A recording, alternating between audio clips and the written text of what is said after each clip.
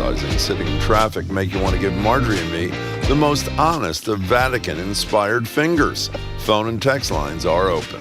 I'm Marjorie Egan. Boston University's CTE Center is out with the latest numbers on NFL players' brains, finding evidence of CTE-related damage in 92% of brains they've looked at.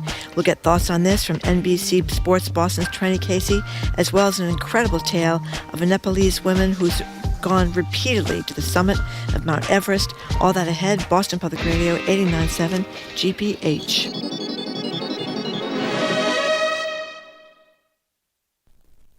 Live from NPR News in Washington, I'm Dave Mattingly. More than 5,000 people are confirmed dead in southeastern Turkey and northern Syria following yesterday's powerful earthquake. Officials say search and rescue efforts are being slowed by wintry weather and ongoing aftershocks. Many countries are sending aid, including the U.S. NPR's AAPI visited a warehouse in Dubai, where Turkish volunteers are collecting blankets and other relief supplies. In a dusty industrial neighborhood of Dubai, Turkish volunteers have transformed a warehouse into a collection point for diapers, winter clothes, sanitary products, and much more. Turkey's Consul General İlker Kilic in Dubai says it's part of a global effort. We are collecting aid in kind along with other embassies and consulates of the Republic of Turkey around the world. Fatma Emram is the president of the Turkish Business Council in Dubai. She lists some of the items already collected by volunteers here. Actually, it is for the kids, like covers, duvets. Efforts like this are critical in the race against time to help the tens of thousands now homeless and facing frigid temperatures. Aya Batrawi, NPR News, Dubai. The U.S. economy, raising the nation's debt ceiling, and police reforms are expected to be among the issues highlighted by President Biden in tonight's State of the Union address. Democratic Congressman Steve Horsford of Nevada chairs the Congressional Black Caucus. He invited the mother and stepfather of Tyree Nichols to attend the president's address. Accountability is about making sure that law enforcement is held accountable. Every other workplace has accountability. We're not asking for more of this profession than we expect of any other. Nichols was the black motorist who died in Memphis after a traffic stop and arrest. Video released by police showed Nichols being tased and beaten. The officers involved were fired and face murder charges. Officials in Ohio say crews have successfully released chemicals from 5 rail cars at the site of a fiery freight train derailment. They say the move minimizes the potential threat of an explosion. NPR's Giles Snyder has more. The Ohio Emergency Management Agency says the controlled release and subsequent incineration of the chemical went as planned, but that monitoring of the air and water will continue. The train derailed Friday night in East Palestine, Ohio, setting off a huge fire that forced the evacuation of hundreds of homes. By Sunday, there were increasing concerns that 5 cars could explode. They were carrying a highly flammable gas called vinyl chloride. During the venting operation, there was an initial explosion that sent black smoke into the air, but officials say that was expected and that the release of the chemical was successful. Giles Snyder, NPR News. This is NPR News from Washington. Good morning. With the latest from the GBH Newsroom, I'm Henry Santoro in studio today.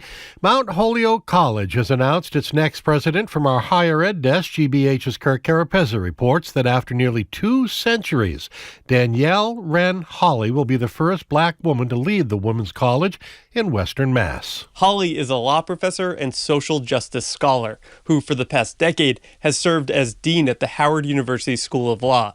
The decision makes Mount Holyoke the 5th college in the state to recently name a woman as its leader, following Harvard, MIT, Smith, and WPI. Hawley will become the 4th black woman in history to lead one of the original Seven Sisters colleges. In Boston, Kirk Carapezza, GBH News, 89.7. The city of Boston spent just over $170,000 to cover the costs associated with the December visit by members of the British royal family. According to the Herald, the majority of that money was spent on police overtime. Prince William and Princess Kate spent 3 days making their way in and around the city and were here for the awarding of the Earshot Prize. In sports, it's women's Beanpot hockey tonight at the Garden. The early game, SBU playing playing Northeastern. The nightcap has Harvard playing BC. And the forecast, sunny mid-30s today, clear mid-30s overnight. Then sunny and near 50 tomorrow. We'll take it. Looks like rain and 45 on Thursday, but no snow in the forecast for the foreseeable future. It is right now 32 degrees in Boston. This is GBH News. Support for NPR comes from NPR stations. Other contributors include Melville Charitable Trust, committed to ensuring all people have a safe, stable, and affordable home that allows them to thrive. Information about ways to prevent and solve homelessness is at melvilletrust.org. I'm Henry Santoro, GBH News 89.7.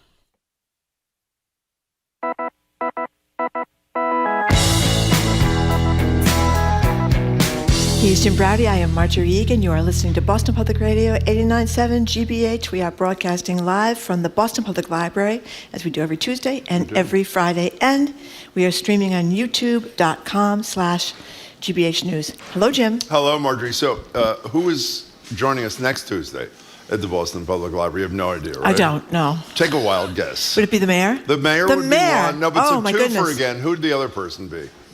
Andrea Campbell, the new Attorney General of the Commonwealth of Massachusetts. First time. We haven't seen her, so I figured General. she might be process of elimination. That's she might a be very good coming choice. They'll both be here a week from today on Valentine's Day. Actually, they'll both be joining us at the BPL. Hope you do too. So in 2020, just months into the pandemic, I love this. One woman told the Washington Post she so dearly missed her commute that she would sit in her car parked in the driveway. Not the traffic, she was sure to mention for the piece, but the space all to herself to talk on the phone with her family and friends. You know, we haven't checked in recently about the state of work nearly 3 full years into pandemic-induced work-from-home policies.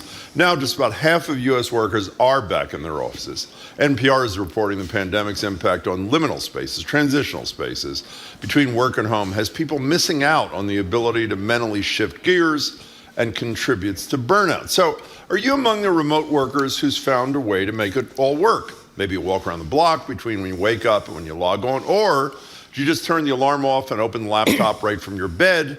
Transitional time and space be damned. And if you're among the 50% who's either voluntarily or been forced back into the office, how long did it take for your romanticization, good the pronunciation, Jim, of your commute to wear off, that first missed bus or MBTA breakdown, the second hour-long backup on 128, or have you learned to love it? 877-301-8970.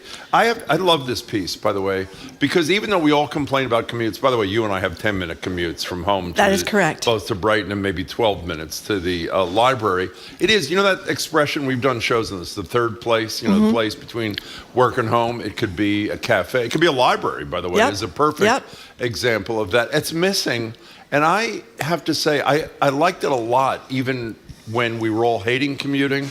And I love it now, particularly after, because I did work at home pretty much for a year, and I really missed that dividing line thing. I think this is one of those things where, especially when your kids are small, we talked about that with our producer who's got a young kid. I remember when my kids were small, I used to go pick up one of my kids I had to go down Storrow Drive at rush hour every day to try to get over to Cambridge to pick up the kid at daycare.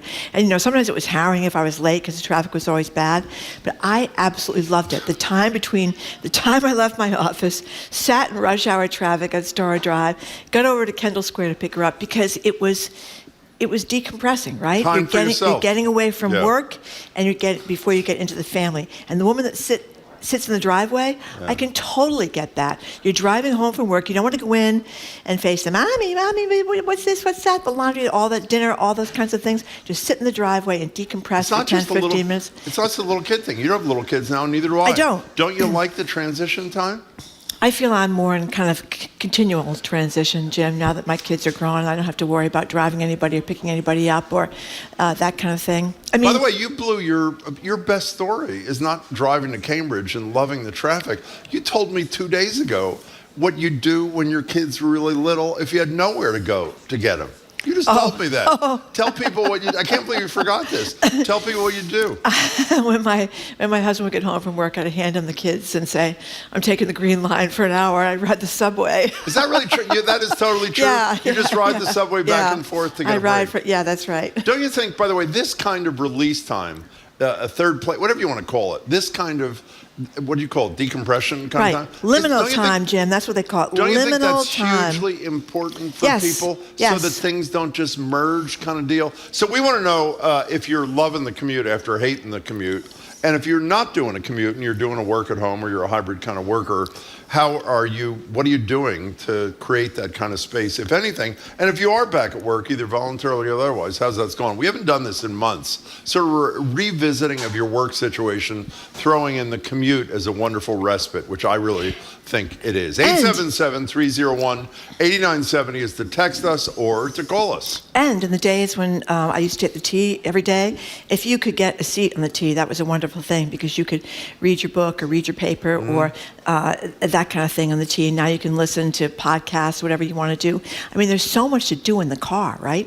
You can listen to music, you can listen to podcasts, you can coffee, listen to eat. books on tape, audio tapes. So, I mean, I wouldn't want to sit in traffic for an hour each way every day, but a little break. We all need a little break. 877-301-8970. I'm most interested in the commute thing, but I'm also interested if it turns out you were doing one particular kind of work. Let's say you chose hybrid, which I think the majority of American workers were pretty happy with. If you've gotten tired of that. Well, you're a hybrid. I just realized you're a hybrid worker. I am. I'm trying to think of an That's example. right. You're a couple of days a week at home. So you found the perfect balance for you, right? Well, I really feel lucky that I can do that because a lot of employers are saying everybody has to come back into work now 5 days a week, which I think is difficult for people because they found that nice. I think it's going to be really tough actually to recruit people to a job that demands 5 days a week now. It is tough. It's really tough right now. Because I think so many people have gotten used to it. Not every day. I mean, here's what I think is ideal. 2 days a week, everybody's got to come to the office. Same 2 days. So everybody's there together. That's what I think would be the ideal kind of thing, because it's kind of depressing if you do come into the office and nobody's there. That's a problem. It is a problem. It is a problem. But anyway, I don't think after workers have proved they can be very productive at home, employers have a great excuse to make people come back to the office. And the other thing is, too, if you have childcare, again, I think it's very different when you've got little kids at home. If you've got childcare problems and you're spending a fortune on childcare, it's huge to be able to spend 1 day or even 2 days at home and not have that huge expense. Well, a growing number of employers, you're aware of this, you just mentioned this, are saying you got to come back to work. I don't think virtually any are saying 5 days a week. Some are saying 3 days, whatever it is. But the flip side is you read these stories about people, would-be employees, particularly at workplaces where they're starving for workers. The overwhelming demand is you have to allow me to work remotely or I'm not going to be willing to do the job to begin with. So the twain is not meeting, so to speak. So that is a real issue. And you know what else is changing? These layoffs in tech. What do you mean? Well, I think it's making people much more nervous. I think there was a sense if you worked in tech, you might be somewhat insulated and that you were in a pretty secure field. And now they've been laying people off. They've been laying people off at Facebook. They've been laying people off at HubSpot in Boston, Wayfair, Wayfair's not a tech firm, but they've been laying people off in tech. And I think that's made it harder for workers who would like not to go back 4 or 5 days a week to argue because they're more worried about job security. Why were you surprised? By the way, I'll do a Marjorie Egan imitation. I'm not an economist. Wasn't it obvious when the explosion of use of all kinds of technology happened during the pandemic, including people who were not terribly tech friendly, that it was going to be a bubble? I mean, it was pretty even obvious to me. And as I say, this is not an area where I'm a student of anything. How about that? Well, I don't know. You read about things like exercise equipment that people Peloton, that they went out and they hired all these extra people to come in and help for their explosion of orders, and now they're having to lay people off. I guess you would anticipate that it couldn't last forever. I mean, how many Pelotons can you buy, really? So let's get back to the commute for a second before we get to the calls and the texts. The texts are now coming in. What was the primary? If you had to pick the single thing that was the greatest joy in a commute, even brief commutes in our case, what was the thing that you most enjoyed? Quiet. Me too. It was like an isolation. Well, I don't mean quiet because I'll always play music in the background or listening to GBH radio, of course. The solitude, the away from the rest of the world is huge kind of thing. And I almost sort of, don't you think you physically and psychologically need that separation from human beings for sanity kind of purposes? That's what the argument is, that you are more engaged with your work and your home life if you have the so-called liminal space. Isn't that a great word? Liminal space. Can I tell you the truth? What? I had to look it up this morning. I read it in the story in the Walsh. I had no idea what the word meant. By the way, here's an interesting one. I do not miss my horrible commute at all, perhaps if I had a Tesla. Who would have a Tesla? Somebody else is asking, is this topic coming up because now that Jim has a Tesla, he wants to commute? A lot of people are very familiar with your Tesla, Jim. There's no question about it. I was open about it because I know I'd be embarrassed if I was outed, so I decided to mention it myself. This is from Nick in West Hartford, Connecticut. I don't personally miss working in an office all that much. I do not miss losing 2 hours a day simply traveling unpaid to my job because of traffic. I wouldn't be opposed to going back a bit more, but I refuse to romanticize the mad dash in the mornings and the evenings to make everything outside of work happen. My family takes priority. And Donna on YouTube says, loving my new commute from my kitchen to my bedroom. It appears that nobody is romanticizing the commute except you and me and maybe the Washington Post. I think it has a lot to do with who's in the house. If you're stuck in the house and with screaming children, you might want to get out of there and get to the office a couple of days a week, and you might want that liminal space if you do go into the office. I don't think it's just, you keep emphasizing, kids, obviously, little kids who obviously demand a lot of you are huge, but it's also the division. There's not a division between your life and your work, even if nobody's there, if you're just working at home all day long. I don't think you're accounting for that at all, which I think is really a huge deal. And particularly since you're not paying attention to me, you're definitely not accounting for it. 877-301-8970 is our phone number. We got to take a break, Marjorie. 877-301-8970 is the number, 877-301-8970. That's the number to call us and text us at. How do you feel about your commute? Are you among the 50% of people that are forced back into the office? Is the commute something you enjoy? Are we falsely romanticizing it? Does it give you the so-called liminal space between home and work?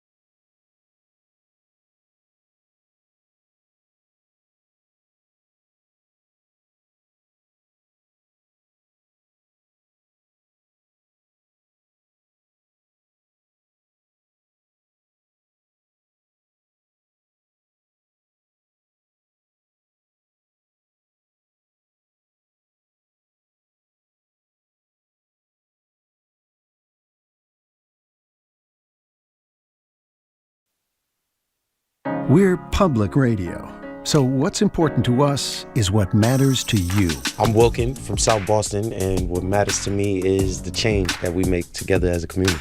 I'm Alexis from Dorchester, and what matters to me is building towards our future. I'm Rajan from Mattapian, and what matters to me is coming together as a community. I'm Sun from Mattapian, and what matters to me is making cookies. What matters to you is the news that just can't wait. This is Wilkin, and this is 89.7 WGBH. What matters to you.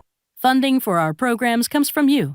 And Walden Local Meat, 100% grass-fed and pasture-raised beef, pork, and chicken, and seafood from local farmers, hand-delivered to your door. Committed to supporting local food for communities, membership options, and more at waldenlocalmeat.com. And The Village Bank. These days, we all need to feel connected. The ability to connect with your money is in your hands with the Village Bank's digital banking solutions. Village-bank.com. Member FDIC, member DIF.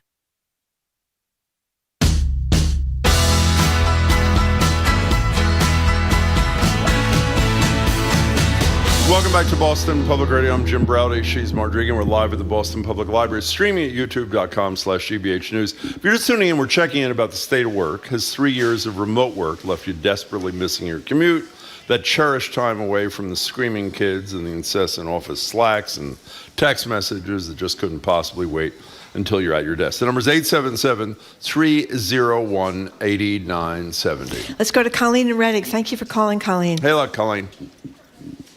Hi there. Hi. I actually left my job during the pandemic to become a stay-at-home mom. Mm. But I had been commuting into Cambridge. I worked at Harvard. And one of the things I just don't miss, and I know are back, especially Tuesday, Wednesday, Thursday of every week, is the crazy traffic. So it's just a lot of stress for anyone to deal with, even to get away from your family and be undistracted in an office environment.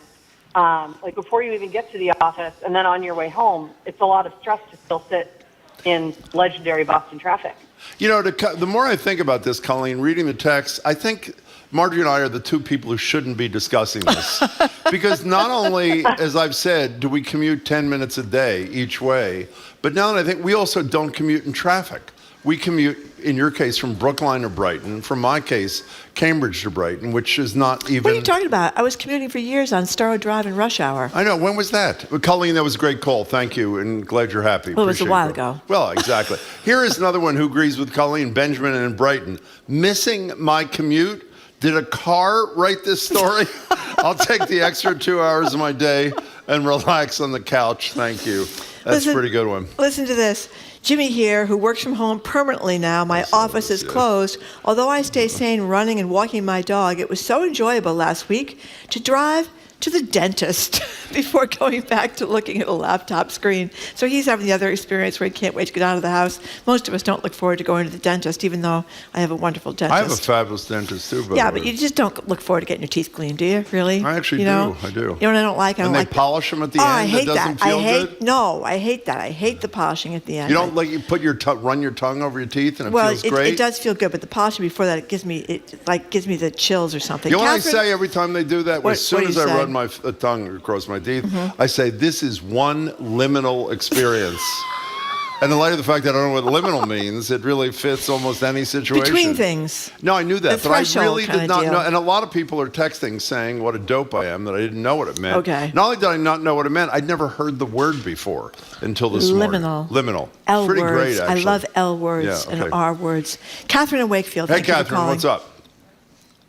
Hi, I have two comments. Please. One about commuting. I have a friend and his husband who both work from home, and to start their day, they go for a walk around the block together, and then they go to work, and then they end their day, and they walk around the block, and for their commute home, and then the work is over. That's pretty good.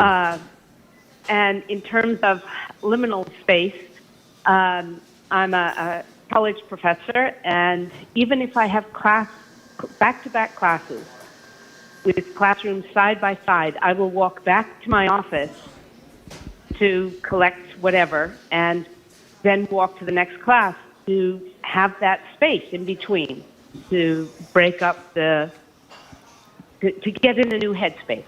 That's essentially your commute. I love Wow. that. That's a great call, Catherine. Thanks for sharing that with us. We appreciate it. Did you read Dan from Attleboro? Dan from Mallop's concerned about Why don't us, you Jim. read that? He says, I am concerned of what kind of life you're leading when the commute is something to look forward to. I think there's well, some you can value say in you that. can't stand life at the office and you can't stand life at home, so your one little bit of wonder is the time you're in the car or on the T or on the train going back and forth to work. This is from James, who says he's in the balcony across from the BPL studio.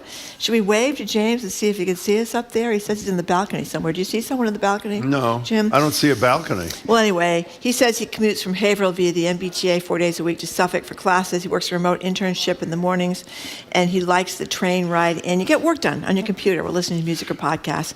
I can't accomplish this while driving. You know- That's one of the great things about the train, is you can get a lot of work done on the train, You know, a lot of reading. That college professor, though, Mhm. I think did a better job of laying out this topic than we did. Okay. It's not so much the commute, it's a break in all work / all home kind of thing, whatever it is. She did it perfectly. She's not commuting anywhere. Do you hear what she said? Yep. In between classes, even if they're right in a row, she walks back to her office, then walks to the other class. It's the time, I think her words were, to collect your thoughts. That's really what we should have articulated rather than purely a commute. Well, Natasha from Phoenix is saying a lot of people make phone calls on their commute. They catch up with phone calls, and she says now that she's not commuting anymore, she doesn't call her grandmother as much as she used to, because now she doesn't commute and she's remote full time. Huh. That's the thing to do. You get the earbuds, and then you can, do the dishes, unload the dishwasher, fold the laundry, do all those not things. Not answer the phone when I call. Well, I do answer the phone. Forget that you got to come back to the mic to start the next segment kind of thing. Kate in Watertown. Hello, Kate. Thank you for calling. Oops. Oh, shit. Excuse me. It's a hell of a start, Kate. Oops. Okay, you just got us canceled, so make it good. No swearing on the radio, Okay, that was a good Kate. call, Kate. Call us again. That was a really good first call. 877-301-8970. She's upset By the about way, her if that was, I commute. assume Brian killed that little comment. She used the S word. Her first word was OS, essentially, which I'm not sure I can interpret, but call back again sometime. Oh, listen to this. Mm-hmm. I lived on the South Shore for 30 plus years and commuted into Boston on the commuter ferry. Once you left the dock, it was always the perfect transition between work and home. Can't beat it. That's from You know Abby. why? They drink on the ferry. Don't they drink? I'm not going on the way to work. home, On the way not- home. on the yeah. way back, yeah. Yeah. Taking a boat to work, that would be good for your calm. How about in winter? Well, I assume, remember when we used to have winter? You're inside the boat in the wintertime, Jim. You're not You are out on the- actually? Is that true? Yes, you're not out on the deck. Did you ever take the Cape Cod train, by the way? I've never done it. I've been Hyannis? thinking about doing it now since they started it about, Really? 10 years ago? I've yet to do How it. long is it? Sounds Emma great. in Danvers, thank you for calling. Hey there, love your show. Thank you. I was just calling, just my husband a couple of years ago, he had gotten laid off from a tech job. And it's interesting because when he went to interview for jobs after being out of work for quite a while, he used to call me from the highway and he used to say, oh my gosh, like I'm so thankful to be in traffic because, if you lose your job and you don't have a job, you tend to miss your commute because you're trying to get a job. And so that was something that was interesting. That's pretty great, Yeah. actually. Emma, That's I a hope pretty good did he one. get Thank a good you. job finally, I hope? He did land. Good. He did land a great job, but I remember him calling me on the highway. I think it was Route 128, and saying, "Emma, I am so happy to be sitting in traffic. I just had a great interview." And he said, "I'll never complain about sitting in traffic again because, like, if you're sitting home trying to get a job, you do miss the commute." That's a great. So that was sort of the ultimate liminal experience. Is that what you're trying to say, Emma? Exactly. Exactly. Thank you for that. Listen to Appreciate this it. one. In the defense of the commute, I live alone. When I worked in studio, I get 30 minutes to process my sad, solitary life and practice my first words out loud so I'm ready for social interaction. That's really Nothing more disorienting than logging into Zoom and croaking out pitches for the show with bedhead on Zoom like a subhuman creature. That's beautiful text. That's beautiful. It's obviously an upbeat one. 877-301-8970 is our number. I think we're talking about the beauty of the commute after virtually everybody trashed it for years, but now in this era, it's a nice break in the action, I guess is our point. Dan in Wakefield, you're next on Boston Public Radio. How you doing? What's up, Dan? I'm doing fine, Jim. My dream. Nice to talk to you guys. Long-time listener, first-time caller. Thank you. Are you talking to us through a washcloth, or are you talking, what's going on there? Oh, I'm on my cell phone. Okay, it's not great, but we're glad to have you, Dan. Go ahead. Well, I left my job of many years in customer service in the medical industry. That's good. In favor of becoming a freelance courier because it's all commute. And how you feeling about it? How you feeling about it? I am so much happier because, I worked as a customer service rep for a doctor's office. I realized after 5 years they were never going to promote me to doctor. That was never going to happen. And I was miserable because people don't call their doctor when they're feeling good. They call when they don't feel good, and they're not generally in a good mood when they call. And now I just deliver people, their breakfast, their lunch, their dinner, whatever, and everybody's always happy to see me, especially when I've got, gourmet cookies or something delicious. But your thing, that sounds beautiful, by the way, and I love how you describe it, Dan, but isn't so much a break in the action like a commute. You're talking about freedom. I mean, that's what you love, is the freedom and the happiness of the deal, right? That's exactly right. Well, you sound I'm happy. a creative in my spare time, so being able to spend this time working and in my head thinking about my own things and not focusing on the problems of other people is such a release to me. Well, we can hear it in your voice, and I hope you deliver a cookie to me someday. Dan, thank you very much. I do. You really have a great spirit. Thank you for the call. Appreciate it. I love being in the car, says the texter. As long as I don't have a drop-dead time to be somewhere, I'm in heaven. Always glad they took the paralegal tasks in remote counties, except for Martha's Vineyard and Nantucket, which my boss always took. Get a Dunkin', turn on the radio. And she says when she's on the radio listening, she sometimes listens to us, which makes me very happy. Sometimes. What makes you happy about that? All the time. She the time listens to us. Listen to this one. By the way, that is a critical ingredient, which that person, what's that person's name? They didn't give their name. The added is the not having to rush. Yeah. One of the stresses of the commute is not even just being stuck in traffic for an hour, but where you're going to be late for something. If there aren't time constraints, the commute can be even more relaxing and joyful, you know? Where's the person Jim, that talked about? know. Yes. Thank you.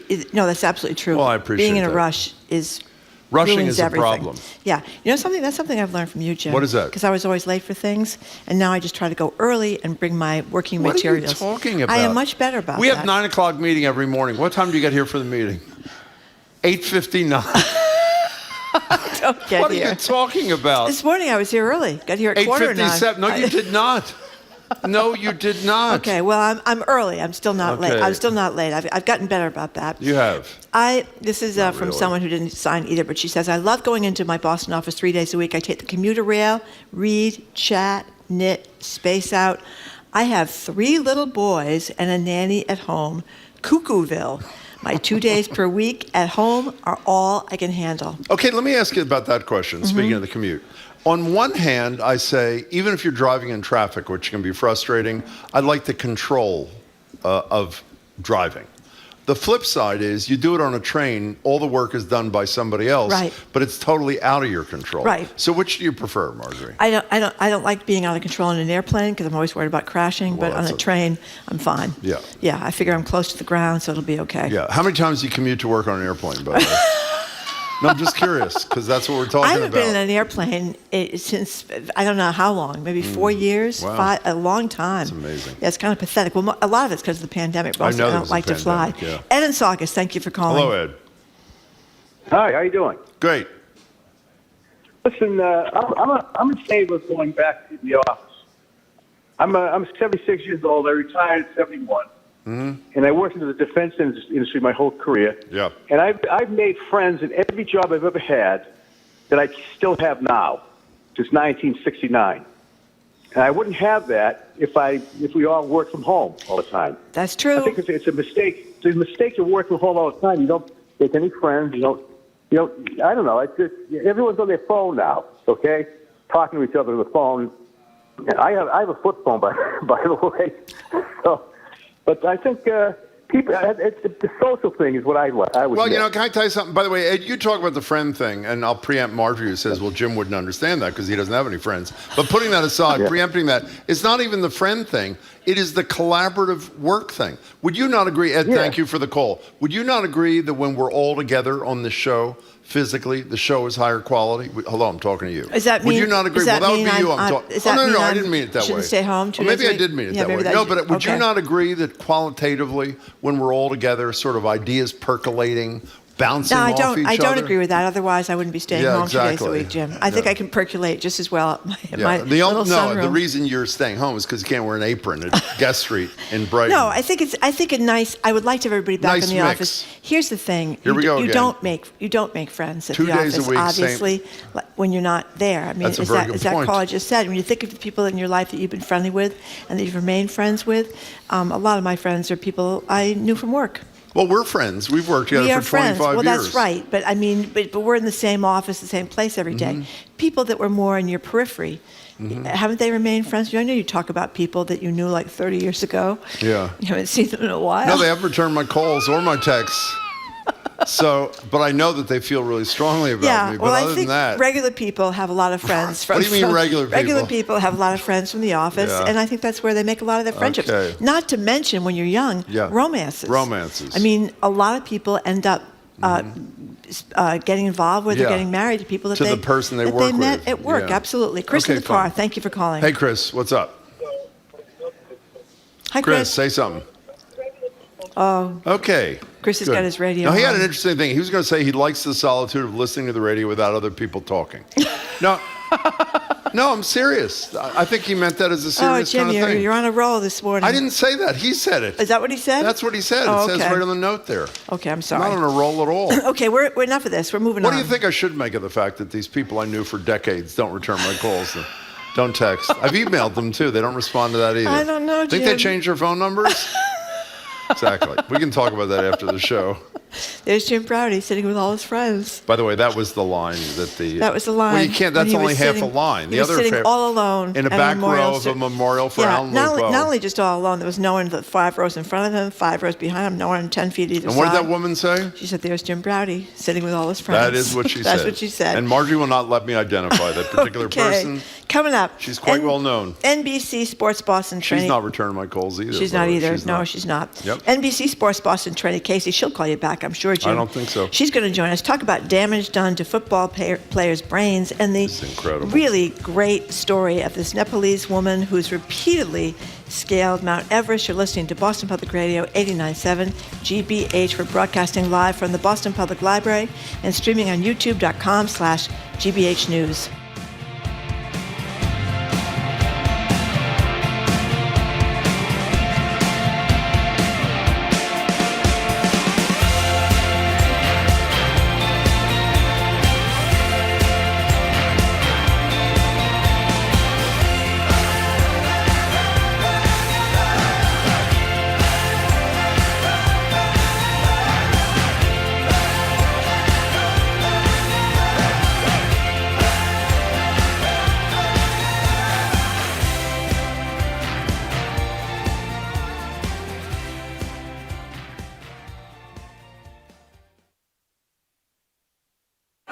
Next time on The World, a massive effort to save earthquake survivors in Turkey and Syria.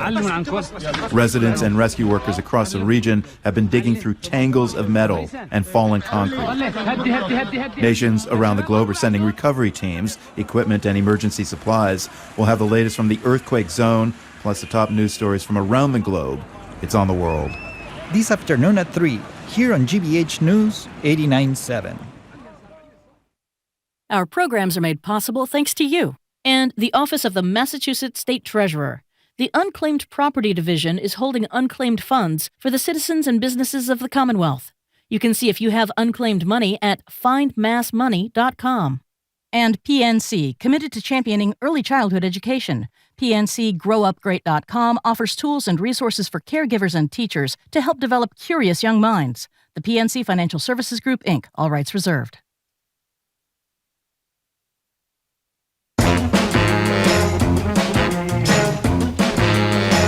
Welcome back to Boston Public Radio. Jim Browdy and Mark Regan live from the Boston Public Library, streaming at youtube.com/GBH News. Joined now at the library by NBC Sports Boston anchor and reporter Trenny Casey. Hello, Trenny. Hi, guys.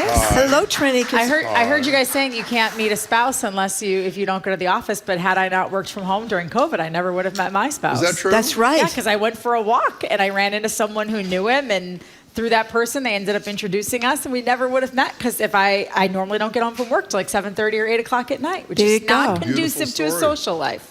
I thought you told me you got picked up at a bar. No, Marjorie. I was on a walk, and I ran into the gentleman that ended up introducing us, and he was sitting at a table with Sean that just happened to be outside at a bar. And there you go. And he said, "Who is that tall, good-looking blonde?" No, he was awkward, and I thought he was married because he kept looking at me weirdly, and I thought I was interrupting his day away from his wife and kids because he had been told previously that this gentleman wanted to set us up, but the gentleman did not tell me. Oh. And so Sean was like, "Oh my God, does she know? Does she know? Does she know? Does she know? Does she know? Does she know?"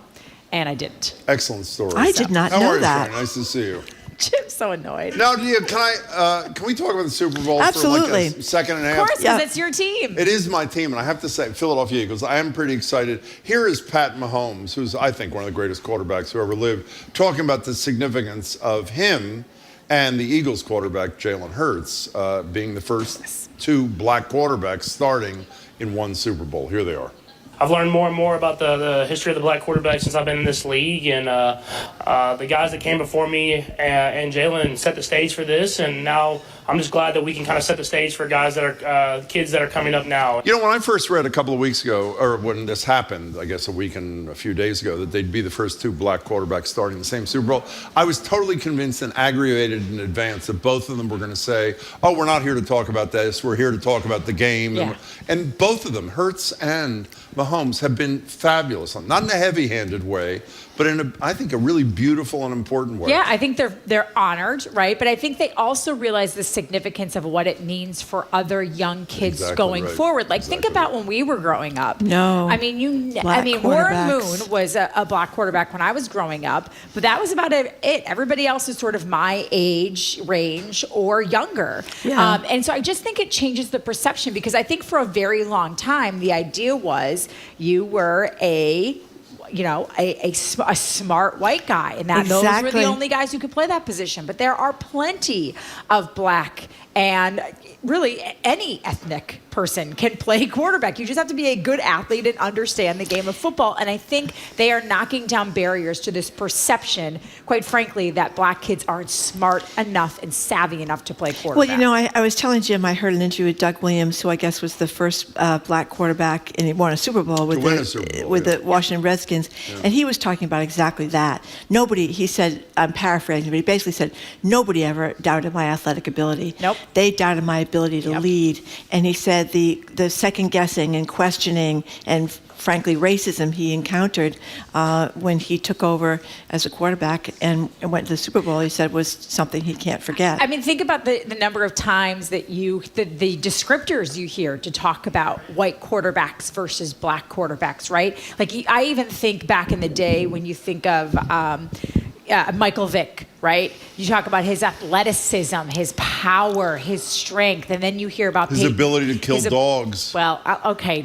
Just, okay, that was listen. I'm just trying to. He was one. He apologized. Yes, he was one, and he served prison time. He did. served That's prison a good point. time. Yep. But he was also one of the more successful black quarterbacks during an era where Tom Brady and Peyton Manning were at the top of their game. And when they talk about Tom Brady and Peyton Manning, how smart they are, how well they know the game, how they can read defenses, read the field. So it was just like this different. They talk about them in different ways. You know, just one more aspect to this, particularly for younger listeners who didn't experience this kind of thing and have grown up with terrific black quarterbacks. When you were a great black quarterback in college and you were drafted, the first words out of every announcer's voice was, is he going to play end?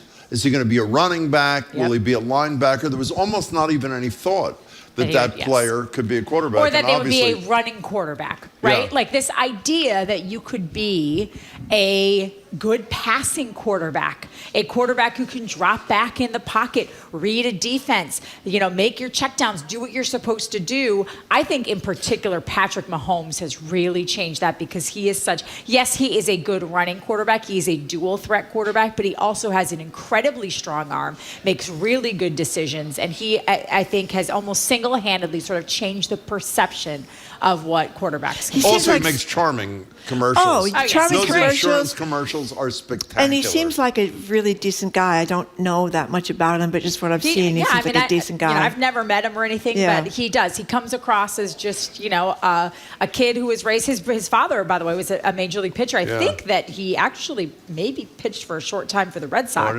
I didn't know that. This is just a kid who was raised by really athletic parents, and they had a great story yesterday. I think on ESPN, it was yesterday or Sunday that I was watching it.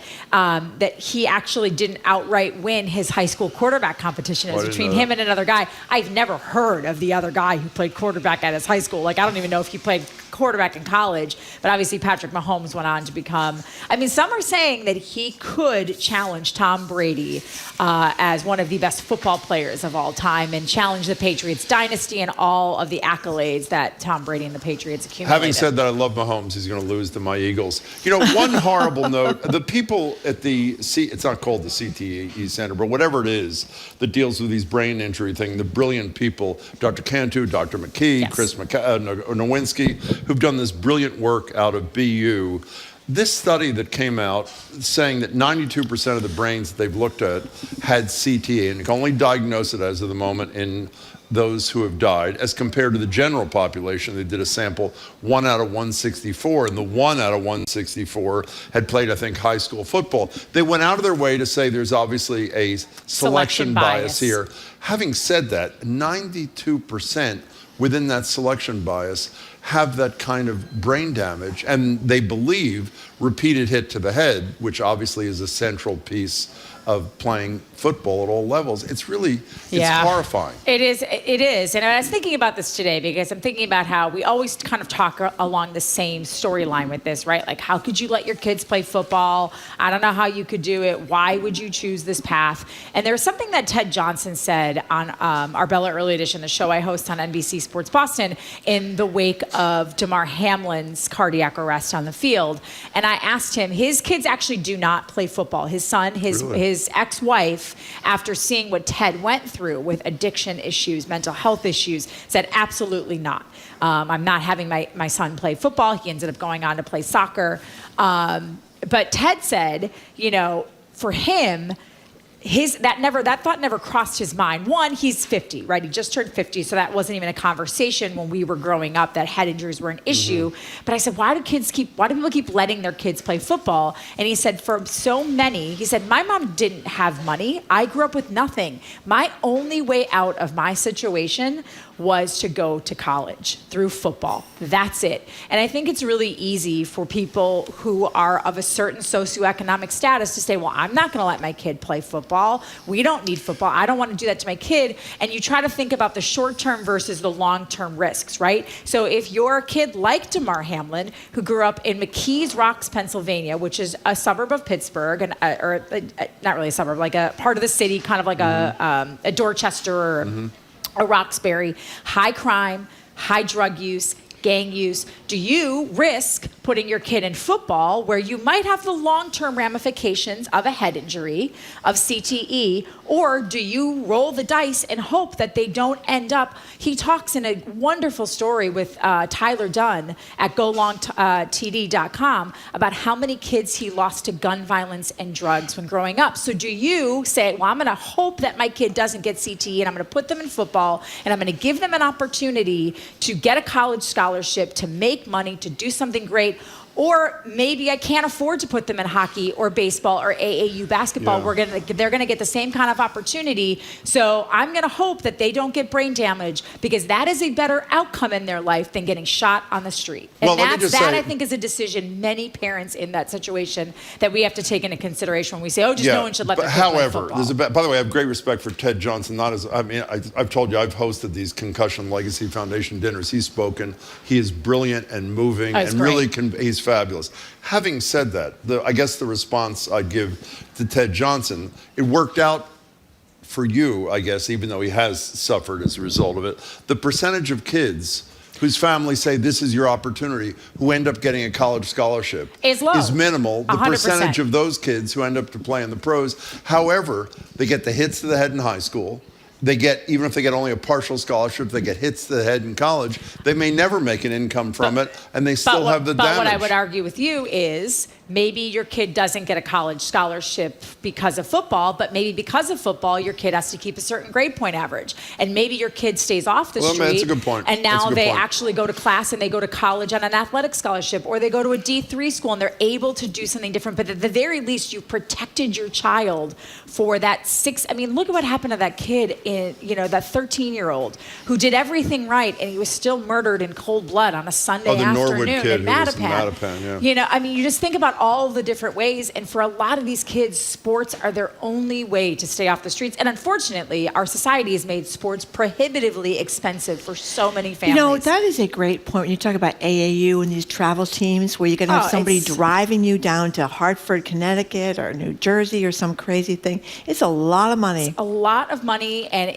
you have to pay dues to be, if you go play, and this is how the NFL, and this is where I think there is some, I'm glad that the NFL is starting to switch a little bit more and really embracing flag football, because there's a bit of, I don't want to say it's nefarious, but there's some self-interest in so many NFL teams sponsoring Pop Warner teams, sponsoring youth, so they take that cost away. But what they're doing is they are feeding the program. Yeah. They are feeding kids into this pipeline so they don't have to pay for it. I would like to see as many Major League Baseball teams do that, NBA teams do, like other sports, hockey teams get more, although hockey, you could argue, is just as bad for your brain as football. Except, we just don't talk about it as much. Let me just say, we don't have time for this now, but maybe a better thing than making sports affordable is making being smart and doing good in school 100%. a more exciting prospect than being able to dunk a basketball. Let me just say one last thing. I wish. It's one of the things you got to live in the right town for I that. want to say one more thing here.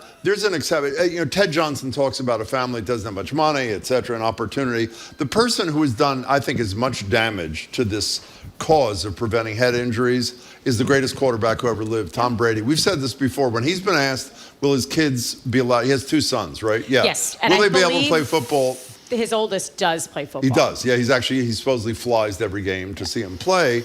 Brady's answer every time was, whatever they want, of course they can do it. Never even saying, by the way, I'm going to talk to my kids and tell them what the risks are, and there are risks attendant, even though it's been great to me, and then an informed decision rather than just, that really... I know. remember... Jim, I get it, because also, we don't know the long-term damage to Tom Brady, and also it hurts his brand. If we're being honest, Tom Brady, if he would come out and talk about actual head injuries and validate what his now ex-wife would say, I think he suffered a number of concussions. Yeah, she spilled the beans, it worries me.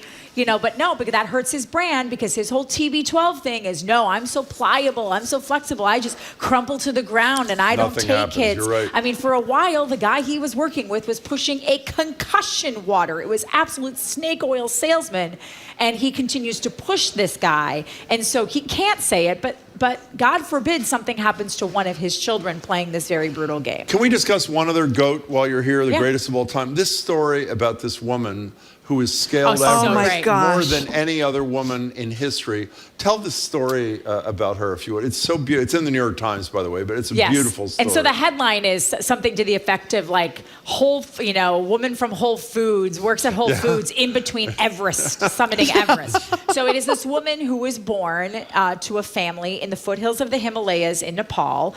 And in Nepal, what you do is if you want to make money for your family, you really want to raise your family up, you become a Sherpa. And because she was a girl, she never had shoes as a child, so she would just go out in the snow barefoot because she felt so drawn to the mountains, and it's so tied, I think, to their culture. And one day, for some reason, these Sherpas saw her, and she approached them, and she started working first as they actually called her a kitchen boy, because there was never a woman or a girl who had been a part of this mountaineering, and so she became a kitchen boy, and she started working in the kitchens, and then she slowly worked her way up to being a Sherpa, and she became part of one of the first female expeditions. I believe, how many of the other women on the expedition she went on actually died and perished, and she made it? Because just summiting Everest is not enough. Many people die on the descent. Way down, the first woman ever to make it to the top died on the way. No, the first who made it died on the way down. She's the first who ever made it to the top and survived. And down. And now she has summited. She wanted to summit a 10th time. She took her daughter there, and now she wants to do it again, and she wants to use it for sort of female empowerment, which in and of itself, I'm like, you are bananas, because Everest at this point, because of climate change and whatnot, is becoming increasingly dangerous. But it is really wonderful that to me, this is so different than someone who just, from, Wellesley, who goes and summits it like 10 times and spends like $50,000 every trip. Like, this is a woman that has no sponsorship. She works at a grocery store part-time in between these trips. And remember, they wouldn't take her back for a while when she got back from one of her treks up to top on Everest. She had to go to cleaning. They should go clean homes. Yeah, she had to clean houses. They were saying, like, Whole Foods was like, we don't have a position for you. Exactly. You left. So she just keeps going and working so that she can go back to this place that is so dear to her heart and her culture. One thing about this story, though, about the rain on the parade, because I know what you're going to say. No, I don't know if you are. Yeah. I do. We'll see in a second. You mentioned the conditions because there's not as much snow or horrible. One of the opening paragraphs talks about not only is it more dangerous, I don't understand exactly why, and then they matter-of-factly say dead bodies are exposed. Yes. Is that what you're talking about? All over the place? Garbage. Because they're uncovered by the snow melt. It's more dangerous because of the ice melt. So the warmer it gets. So I climbed Mount Rainier in like, I don't know, You did? 2011. With I think. equipment, or you just walk up the damn No, thing? I went with a guides. Like I went with a group and guides. But no, you're roped in. You have ice axes and stuff. And oh my God, it was amazing. It was wonderful. But it was you climb in July because that's the best weather. We were lucky enough to have a beautiful day when we summited, and we were enjoying the summit so much. And the guide said we need to get going because some of the ice bridges we crossed, if it's we risk falling into a crevasse because the warmer it gets, the ice melts and those ice bridges and things become unstable. And on Everest, they actually have ladders in certain parts, but if the snow that they're on becomes unstable and that ladder moves or shifts, you can fall to your death. You can have avalanches because the snow starts to melt and it gathers steam as it's going down. Like the warmer it becomes, the far more dangerous it becomes. And what did you love about this exactly? I don't know. It was the just thrill of the. It was. I don't know. It was a cool physical challenge, right? Like you do it over 3 days. You spend 2 nights on the mountain. It's beautiful. It's exhilarating, and I think it's 14,000 feet or 12,000 feet. It's not ridiculously high. How long did that take to get there? So we did it over 3 days. So we went from base, which is you start like Mount Rainier National Park, which is at like 6,300 feet. And you go up to about Camp Muir, which is 10,000. And then on day 2, you learn how to self-arrest in case you fall. You learn how to fall with an ice pick and like kind of catch yourself on a rope. Oh you learn my how to God. walk on a rope. So then you only go up another, like, say, 1,100 feet to your base camp for that night. Then you sleep on the glacier. The craziest thing about sleeping on the glacier is it's like a moving glacier. Sleeping on a glacier? Yeah, so there's a tent up there that they have for you. But I was terrified to go to the bathroom in the middle of the night because I was like, what if I get up? First of all, it's freezing. You're on top of a glacier at 11,000 feet, in Washington. You feel like you can touch the stars, though. It's so incredibly beautiful. And I just laid there, like, holding it the whole night. And one girl I went with, she just, like, opened up a Ziploc bag and, like, relieved herself in the tent. She had to go so bad, but we were all terrified because we thought, what if you walk out, even with your headlamp, and, like, you misstep and then you're, like, in a crevasse or you fall off the side of the mountain? I was too scared. So I just stayed in the tent until everybody got up. And then you get up at 2 o'clock in the morning and you climb the rest of it and you summit around 6, 7 a.m. You see the sunrise. You can see Mount Hood, Mount St. Helens, and then you descend all the way down from 14,100 feet is the peak, all the way back down to 6,001. And that to me was the hardest because I've got like pretty thin legs. And back then I was just running, not lifting. So I had like no leg strength. My legs were like, they were like shaking jello, but it was awesome. There was a point where I was like pretty determined to climb like Denali, to start climbing. Like I still would like to climb Kilimanjaro. My husband has climbed Kilimanjaro. I'd like to do that at least. It's just, I don't know. I like it. I like being in the mountains. Marjorie said I can't tell any stories anymore that I've told in the last 5 years. I think this is 6 years. I'm in some national park in California decades ago visiting a friend of mine, and he's taking the bar exam because he failed it like 9 times. So I go, what's the famous national park north of San Francisco? Yosemite? Yosemite. I'm in Yosemite, and I decide not to climb, but to hike up one of the mountains. And I'm really excited. This is a true story, because I was in pretty good shape then, comparatively speaking. I'm hiking up, and there are a lot of people, then there are fewer people, higher I go, fewer people. Finally, as I'm close to the top of whatever this mountain was, there's virtually nobody. I have a heavy backpack. I am so proud of myself. I'm about to get to the top, totally by myself. I get to the top with pride that is bursting. I look over the top. There's a hot dog stand and 40 cars that have driven up the mountain. to eat hot dogs. So it's sort of, that It's was like my climbing Mount Washington. That was my climbing experience. Exactly, Like that's the climbing same Mount thing. Washington. I didn't realize that either. You Yeah. get But to the hot top. dogs were great, by the way. Hot They dogs really- were great. Yeah, and Would they you do what she bumper- did? By the No. way, it was hiking. What I did was essentially hiking. It wasn't Sleeping like on a glacier? yeah. It's just you backpacking. out of your mind? It's just backpacking. Okay, fine. Goodbye. Trini Nice to see Kuznarek, you. thank you very much. There's no amount of money. None. Me neither. None. No. None. No. I don't want None. to sleep on No. a glacier. Neither do I. Well, it's beautiful. It was speaking with Trini Kuznarek, We were. a adventurous person unlike me and she Jim. ever? She's an anchor reporter for NBC Sports Boston. Coming up, we're going to talk with Carol Rose from the ACLU about a new state abortion hotline and abortion pills. Will they soon be outlawed all across America? You're listening to Boston Public Radio, live from the Boston Public Library and streaming on youtube.com/GBH News.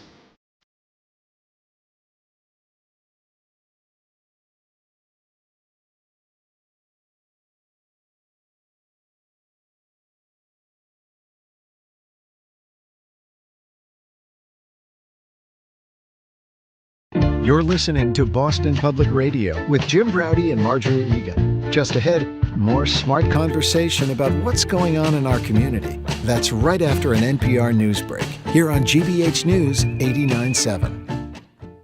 Support for our programs comes from you. And National Grid, providing access to electric heat pumps, which offer heating and cooling for businesses of all sizes to help them achieve their sustainability goals. You can learn more about heat pump technology at ngrid.com/future. Join a visionary astronomer as he works on a NASA space mission and embarks on a quest to build a West African space agency. Don't miss NOVA, Star Chasers of Senegal, tomorrow at 9 on GBH2. Trusted, local, news.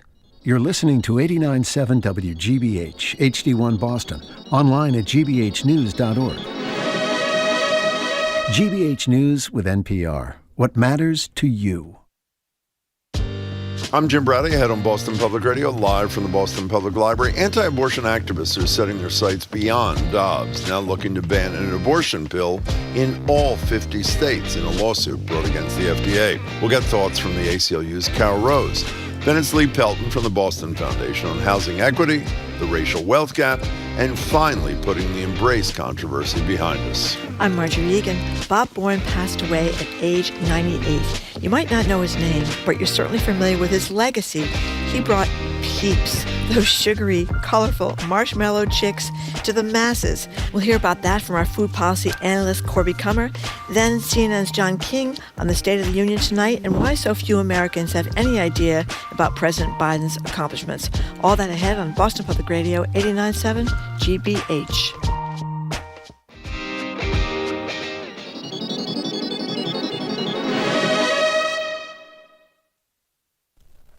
Live from NPR News in Washington, I'm Amy Held.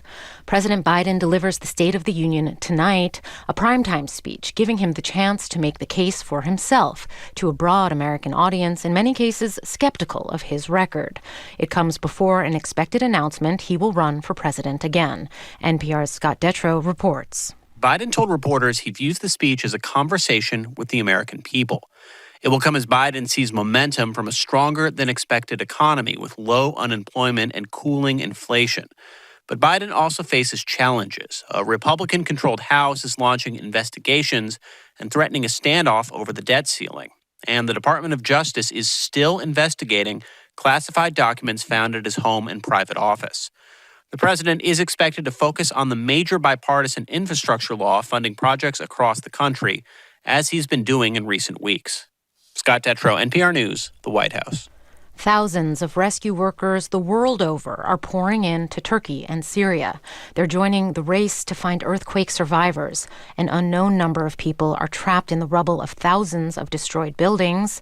NPR's Rob Schmitz has more from Istanbul on the aftermath of yesterday's tremor and aftershocks. Freezing winter temperatures, snow, and dozens of aftershocks are hampering efforts by more than 20,000 rescue workers as they search for survivors throughout the affected region.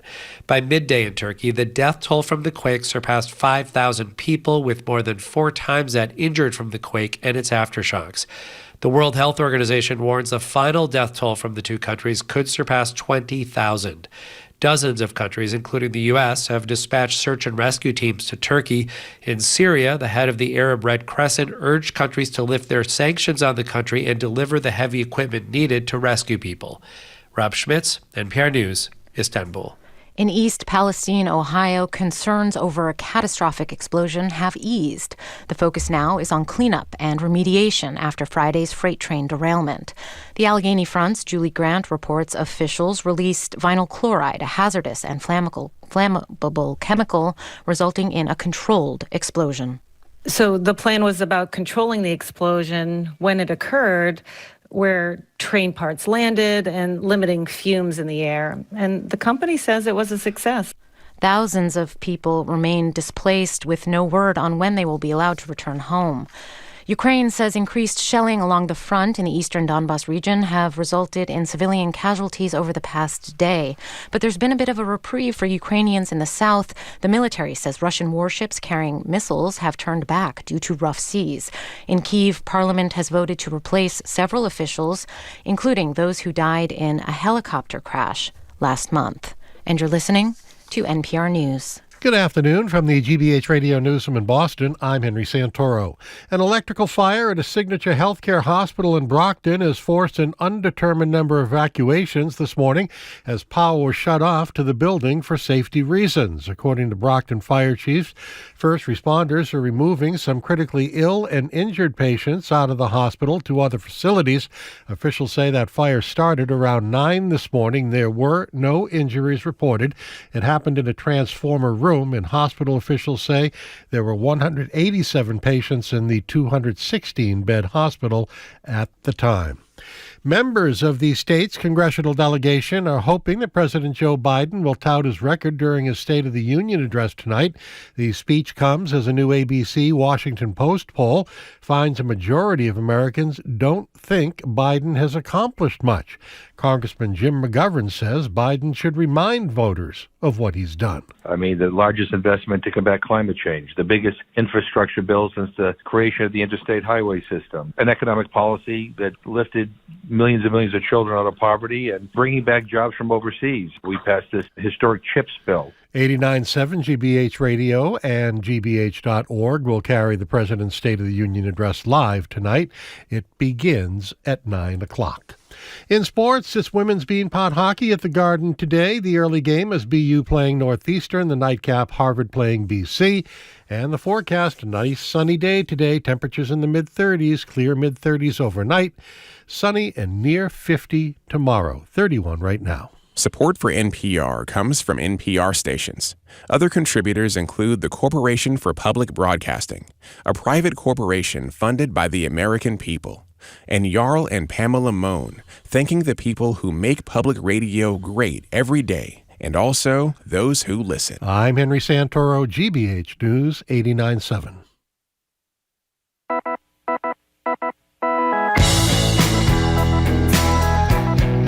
Hey, it's Jim Browdy. I am Marjorie Egan. You are listening to Boston Public Radio, 89.7 GBH. We are broadcasting live from the Boston Public Library as we do every Tuesday and every Friday. We are streaming on youtube.com/GBH News. And by the way, you don't need any tickets or reservations. You can just come on down here and hang out for as long or as little as you like. What are you laughing at? I'm laughing because remember when I did Greater Boston, I told you I was just hoping that more email and text to the show would be about the content of what I did rather than what jacket I was wearing that particular night and how horrible my outfit was. Yeah. Well, they've transferred it to radio now. Every time we come to the library, someone like this person on YouTube from Marblehead says, Trenny is a great guest, but I have to say, this set is, capital letters, so weird to look at. Would much prefer to listen with these strangely varying levels and distance spacing. Let me repeat for the 10,000th time. The new set is on the way. Right. Be patient. It's not really affecting your life. It's sort of affecting ours. Well, we are getting a new set. This is our social distancing thing, Jim. I'm 30 feet from you. We're 10 feet from the guests. You know, we don't want to get too close to anybody, and we're not. Yeah. Okay. But thank you very much for the post. We really appreciate that. Okay. Did I say who we're joined by? No, I didn't. No, you didn't. We're joined now on this odd set, so weird set at the Boston Public Library by Carol Rose, the Executive Director of the American Civil Liberties Union of Massachusetts. Hello, Carol. Hello. It's great to be here. Nice to see you. Thank you very much for being here. So, could you stand up a little taller, please, if you don't mind? Thank you very very much. It makes the set look much better. So we're going to start with some good news before we get to a bunch of absolutely ridiculous stories go around the country. Let's start with something Massachusetts is doing.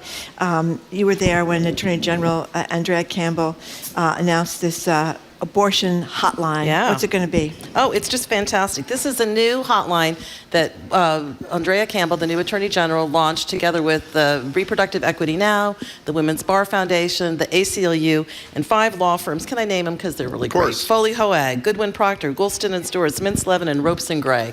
And it's a free, confidential hotline that providers and patients can call if they have questions or concerns about what's going on with the abortion landscape. Because since the U.S. Supreme Court took away 14th Amendment protections for reproductive health care, people don't know. There's a landscape, there's a real patchwork. So in some states it's legal, in some states it's quasi-legal, in other states it's not. Here in Massachusetts, we are so lucky, and I will just say proud, because all of the groups worked with the state legislature to pass really good protections, the strongest in the nation, shield law protecting patients and providers seeking reproductive health care. But now, if there's questions for people from out of state, or if providers are providing help or advice even to people from out of state, they don't always know their rights. So this free legal hotline is going to enable people to have a place to call, and the number they can call is 833-309-6301. And if they're looking for it, do they look for it under abortion hotline or legal hotline, or what's the words? It's the abortion legal hotline. Abortion legal hotline. Abortion legal hotline. That's great. And it's just so great to see the new Attorney General, Andrea Campbell, really launching her time in office with something this positive and this courageous. And we're so proud at the ACLU to be a part of it. And by the way, she will be with us for the first time for Ask the Attorney General a week from today. Well, wonderful. Well, thank her for doing this. This is real leadership. Sure. That wraps up the good news in this segment, because the rest of it is pretty bad news. This judge, people are presumably getting abortions now in many sections of the country with medical abortions, these pills that they can take at home. However, according to the news, pills may soon be banned nationwide by this judge who thinks that there's something wrong with any kind of contraception? Right. So this is just really more of the ideological battle around abortion rights and efforts by this group and their handpicked judge in Texas to try to make abortion illegal nationwide. And not to mention just abortion, but other reproductive health care things illegal nationwide. So what they've done now, so the Food and Drug Administration, the FDA, has ruled that not only are these drugs safe, and everybody from the American Medical Association to the American College of Obstetrics and Gynecology, pretty much everybody agrees these are very safe and very effective ways for people to get abortions. About half of all abortions and miscarriages, remember, it's not just abortions, miscarriages too, use this kind of medical abortion to be able to do that. So the FDA has said, you know, this is something that you don't need to go to a hospital to get. This should be available to everyone who needs it, right? Just pretty straightforward. Well, in an effort to sort of to politicize even more access to reproductive health care and abortion and miscarriage care and other kinds of reproductive health care, this group in Texas handpicked this judge, Kaczmarek, and has gone and said, we want an injunction, a nationwide injunction coming out of Texas that would prevent the FDA from saying that these pills can become available. Or to put greater restrictions on it. So it's going to be briefed later this week, so we'll have a lot more information later this week. And the ACLU will continue to fight back, as we have in all 50 states, every time these kinds of attacks are brought on reproductive health care. I have a lot of questions about it, but just here's Washington's United States Senator Patty Murray. She's on the Senate floor in 2019 when this radical judge, or then he was a nominee, was being voted upon. He prevailed 52 to 46. Here she is denouncing the man who would soon become a judge. Mr. Kaczmarek's extreme hostility to women's reproductive rights is also on display in his own writings outside of the court. He wrote that the court cases affirming those rights, the historic rulings that have defended women's access to birth control and their right to safe legal abortion were responsible for removing a, quote, pillar of marriage law. Under any other administration, this truly disturbing ideological track record would be alarming. Unfortunately for President Trump and Vice President Pence, it appears to be a prerequisite. And by the way, just before people start texting and saying, well, Trump's entitled to pick who he wants, he's not entitled to pick radicals. He's entitled to pick conservatives.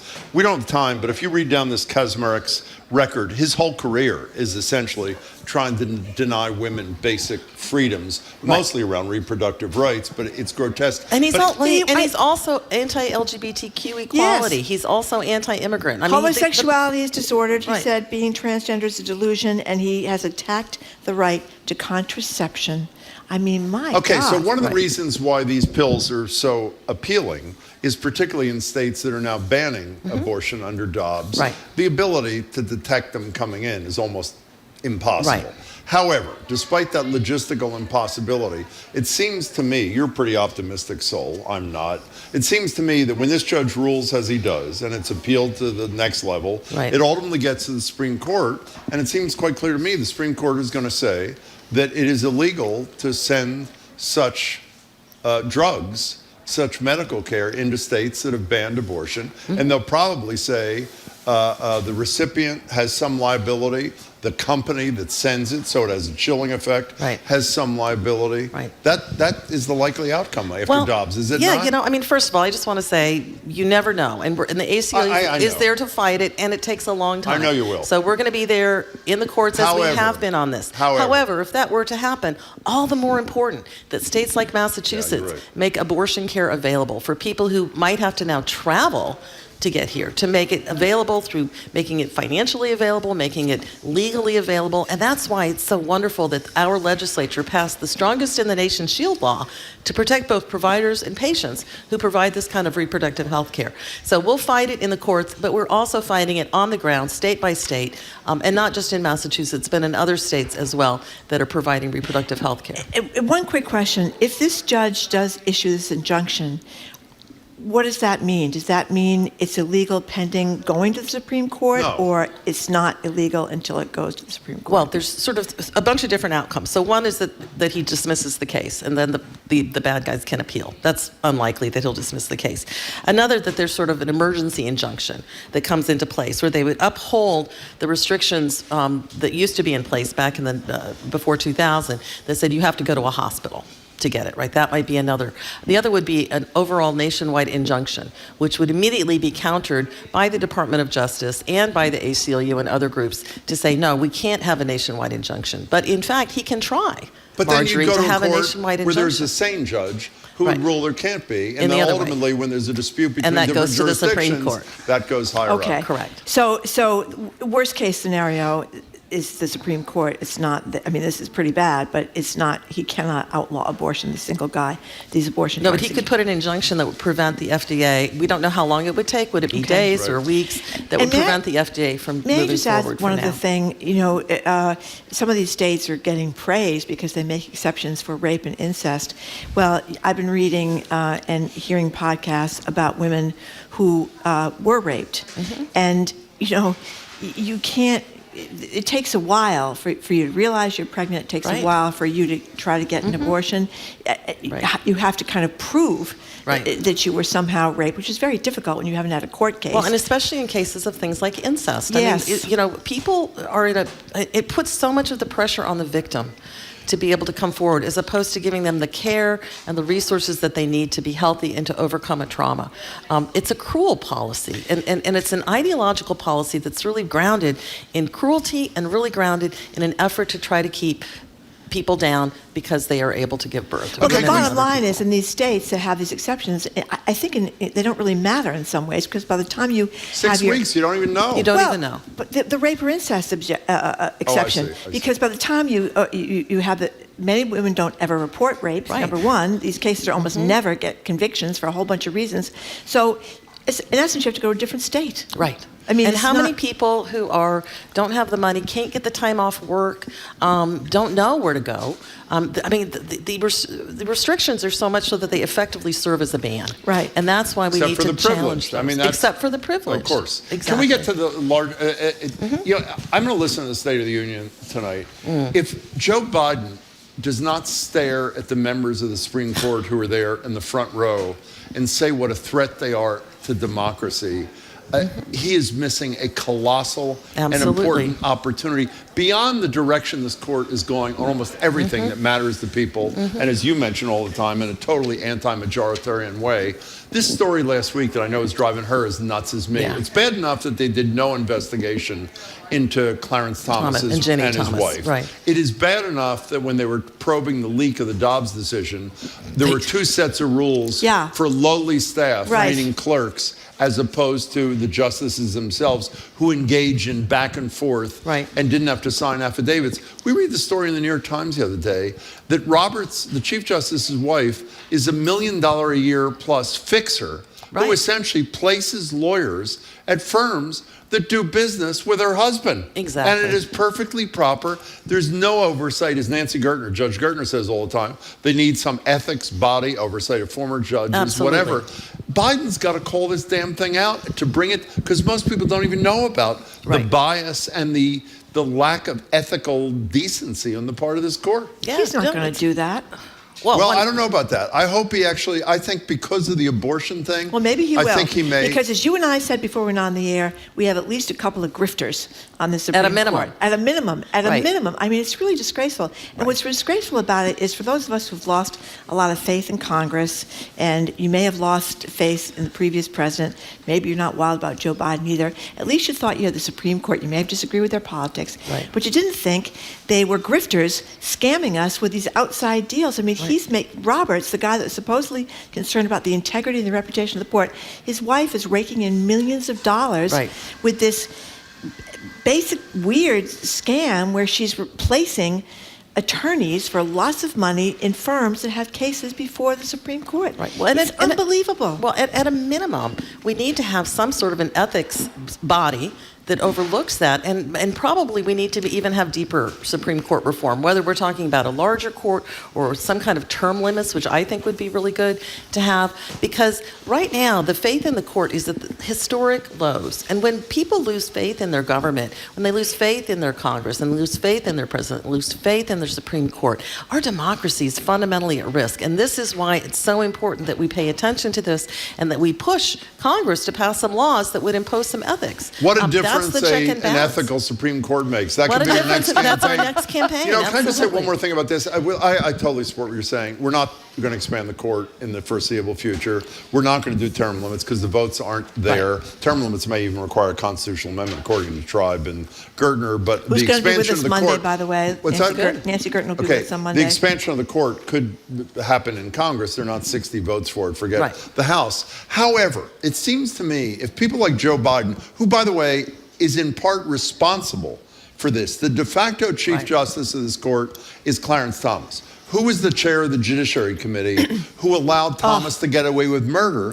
Senator Joe Biden. So if Joe Biden raises this issue tonight about the ethical standards of the court, and there's pressure on Roberts, who worries about his legacy, we don't need Congress to decide to enable an ethical oversight body. Roberts could do that if he chose to. So the goal from the president on down, in my opinion, is put pressure on Roberts to do one decent thing. Wait a minute. So he's going to convene an ethical body to investigate himself. And his wife? Going forward. No, I'm serious. Going forward, okay. I think if it turns out people talked about this enough on talk shows, from the president on down, United States senators, high-profile members of the House. Can I just say, you are absolutely right about that, because people don't realize how important it is that we talk on this show. I mean, the power of the fourth estate, that's why it's the fourth branch of government is the media. If people begin to talk about this, call your members of Congress, call people and call Joe Biden's office, raise your voice, tell them that that's what you want. They don't hear from people very often. It doesn't take that many people or that many radio shows or that many talk shows to actually begin to change the movement. Can I say this one more time, because my blood is boiling? Let's just pause for a second, and so people don't think it's the anti-Supreme Court bias that Marjorie and I and you to a degree show. Let's talk about the facts. This woman is making millions of dollars a year. What does she make millions from? By placing a lawyer at a law firm. So the Roberts family benefits to the tune of millions of dollars by her placement.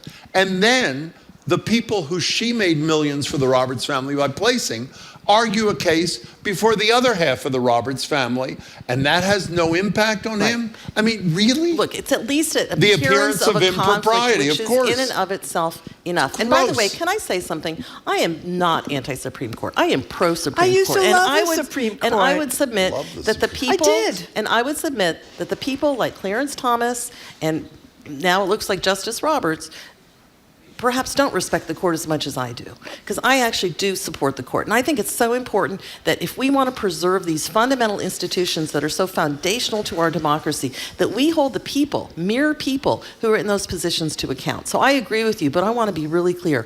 I'm here to defend and try to save the Supreme Court. And I think they're the threat to it, I'm not anti-court, and I don't think you guys are. Listen, until very recently, I thought I am the Supreme anti this Court. court. Well, this court, but that they were legal scholars, temperate in personality, judicial in their dealings. I thought that they were. I mean, that with rare exceptions, they were pretty much upstanding citizens. They were not taking money from this person and that person, the other person, like all these people in Congress are, or insider trading. Well, that's because you naively thought that being a sexual abuser was a disqualifier, but it turns out it is not. I did think that Clarence Thomas was a disappointment, and that was in 1992. So ever since then, how about Brett Kavanaugh? Disappointment. Yeah. Yeah, disappointment. Yeah, I'd say disappointment is a But there were still euphemism. 7 other people, Jim. Right. That's why we need ethics and laws and an oversight body, because it's that check and balance that prevents us from, I mean, we should be a nation of laws, not of people.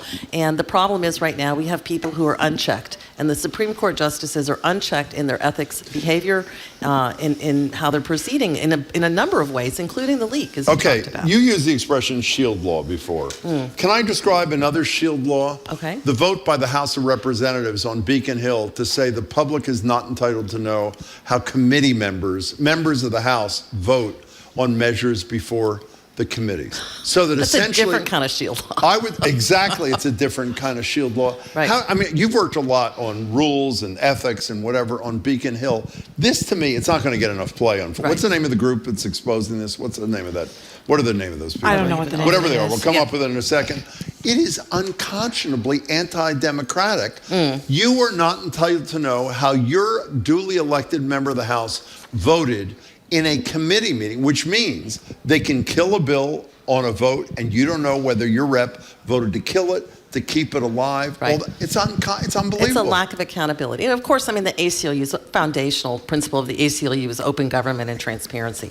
I mean, that's also, by the way, why we're pushing for this bill that would say that virtual meetings, open meetings should be allowed. We learned during COVID that more people can participate in open meetings if they don't need to get childcare or find a place to park or all those things. So we really want to push for that. But I agree with you. Votes should be public. People should be able to stand by their votes and stand by their word and be counted by their constituents and by the public. Can you do It's Act on Mass. Thank you. And you can see their website at actonmass.org. Can you explain to me, the last time somebody on Beacon Hill was doing something as anti-transparency as this, one of their members, and I'm sorry I don't remember the name, had the audacity to say the public wouldn't understand what goes on. If you're the Speaker of the House, instead of you, role play for me, and we say, Mr. Speaker, could you please explain to us why you think I am not entitled to know, Marjorie's not entitled to know, they're not entitled to know how their elected representative voted on a piece of legislation? On anything. Play the Speaker. I'm serious about this. Right. Give me an answer to that I would question. say, Jim, you're absolutely right, and we're going to change that law today. Well, you know what's interesting, which I did not know until today, that it's different in the state Senate. Right. Yeah. So how can that be? They have different rules. But I mean, it's incredible that apparently we can all know how our senators vote, but we can't know how our state... You know why this is allowed to happen? We had this discussion yesterday with Jesse Mermel and Jennifer Nassour, because they're not worried about their jobs. Right. If there was a Republican Party, whether you like Republicans or hate Republicans, if there were Republicans who were credible candidates, who had a chance of beating you, you know what the Democrat incumbent would do? Act responsibly and not vote for rules like this crap they did the other day. And they also might not be taking so much time off when they have left so much important work left on the table. Just 5 months. Well, 5 months. Well, they say it's not really 5 months, but that's been one of Jim's crusades to well end on the it, I think. 5-month You're doing great vacation there, for the Jim. state legislature. It hasn't really worked Not very only well. did Governor Baker not agree with this, does Governor Healy, I'm not even sure, Have we asked Governor Healy when she was Attorney General about the 5-month vacation? Well, you know what's always amazing? I don't remember. Sometimes you find that when you get a newly elected politician, that some of the things that you're hysterical about, they don't even know about. That was like Deval Patrick with my obsession with police details and the roadside You people. educated Governor I don't think he Patrick, realized how many details there were, in cul-de-sacs in the middle of East Tingsboro where there really wasn't going to be a major traffic accident if there wasn't a police officer there to direct traffic. But but I think you raised a really important point. And again, it goes back to why I think this kind of radio show is so tremendously. Right. No, it's really, really important because I think you educate the public, but you also educate the lawmakers, and they're not born knowing these things, and getting elected in and of itself doesn't help them to know it. So by changing the public conversation, we really have done this in a lot of ways, like the What a Difference a DA Makes or Know Your Share voter education campaigns. When we change the public conversation, it leads to policy change, and everybody says information is power. And so I believe that information in the hands of the people gives the power to the people, and they can actually, bring these reforms about. So I hope you keep talking about it and keep asking about it and keep pushing on these things, because the more you talk about it, you do change the public conversation, and that leads to a change in politics. Right. So we're very important. A good example of that is. We're very important. Well, we are, and as evidence of that, I've been railing against the 5-month vacation for 25 years, and I've really gotten far. I do have to tell you, while you were talking about that, in Texas, I think, I might get the facts wrong, but I think they meet every other year for 2 months or 4 months. Well, that's what New Hampshire or something does. like Isn't that. New Hampshire Talk about anti-democratic. Nice to see you, Carol Rose. Okay, Excellent Carol points. Rose. Be well. We have a lot to fix here, Carol. No question about We'll do it. Carol Rose is the Executive Director of the American Civil Liberties Union of Massachusetts. Thank you very much for coming in. Coming up, the president of the Boston Foundation, Lee Pelton, is with us. He's going to talk about the Memphis police beatings that led up to the killing of Tyree Nichols and the controversy surrounding the MLK Coretta Scott King sculpture on Boston Common, The Embrace. You're listening to Boston Public Radio, 89.7 GBH, broadcasting live from the Boston Public Library and streaming on youtube.com/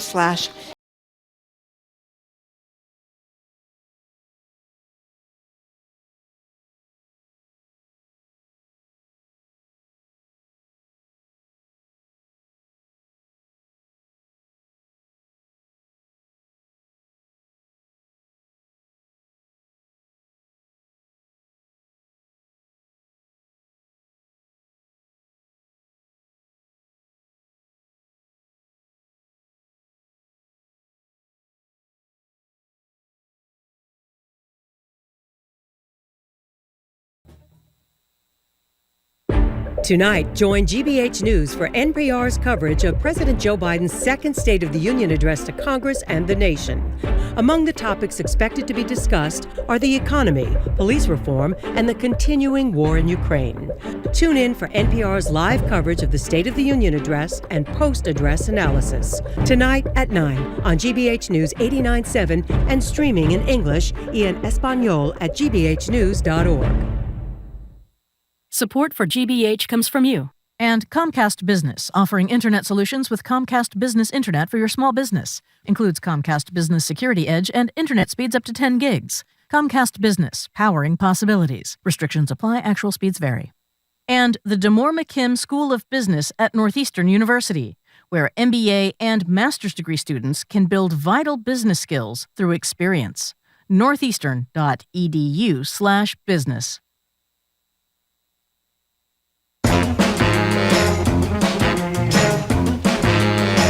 Welcome back to Boston Public Radio. I'm Jim Browdy. She's Marjorie Egan. We're live from the Boston Public Library, streaming on youtube.com/GBH News. And to repeat, some of you are asking on the text, next Tuesday, a week from today, we will have two Ask These. At 11 o'clock, it is, who's at 11 o'clock?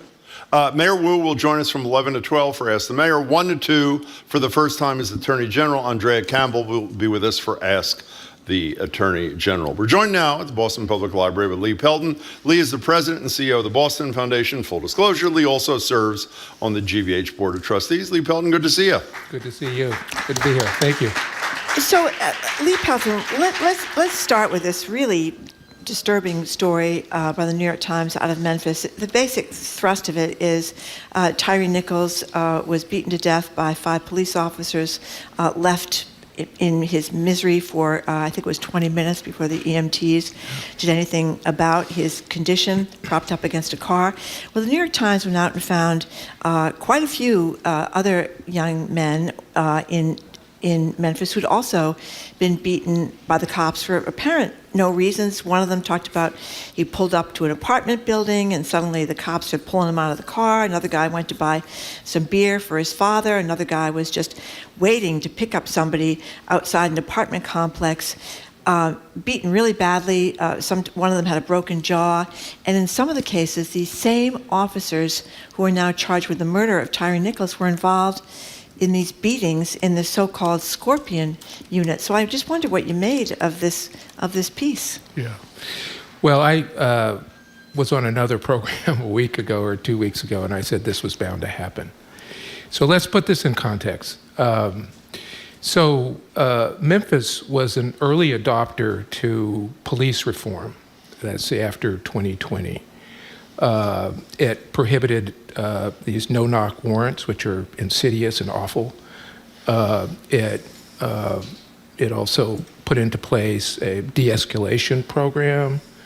It also said that officers who were standing by and something heinous like happened to Tyree Nichols was going on, they have to intervene, unlike 3 of the officers with George Floyd.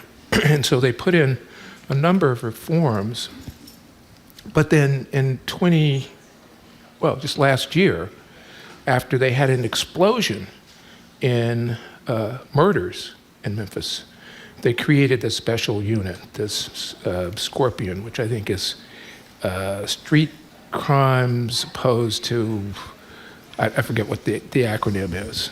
And this was a 40-person unit.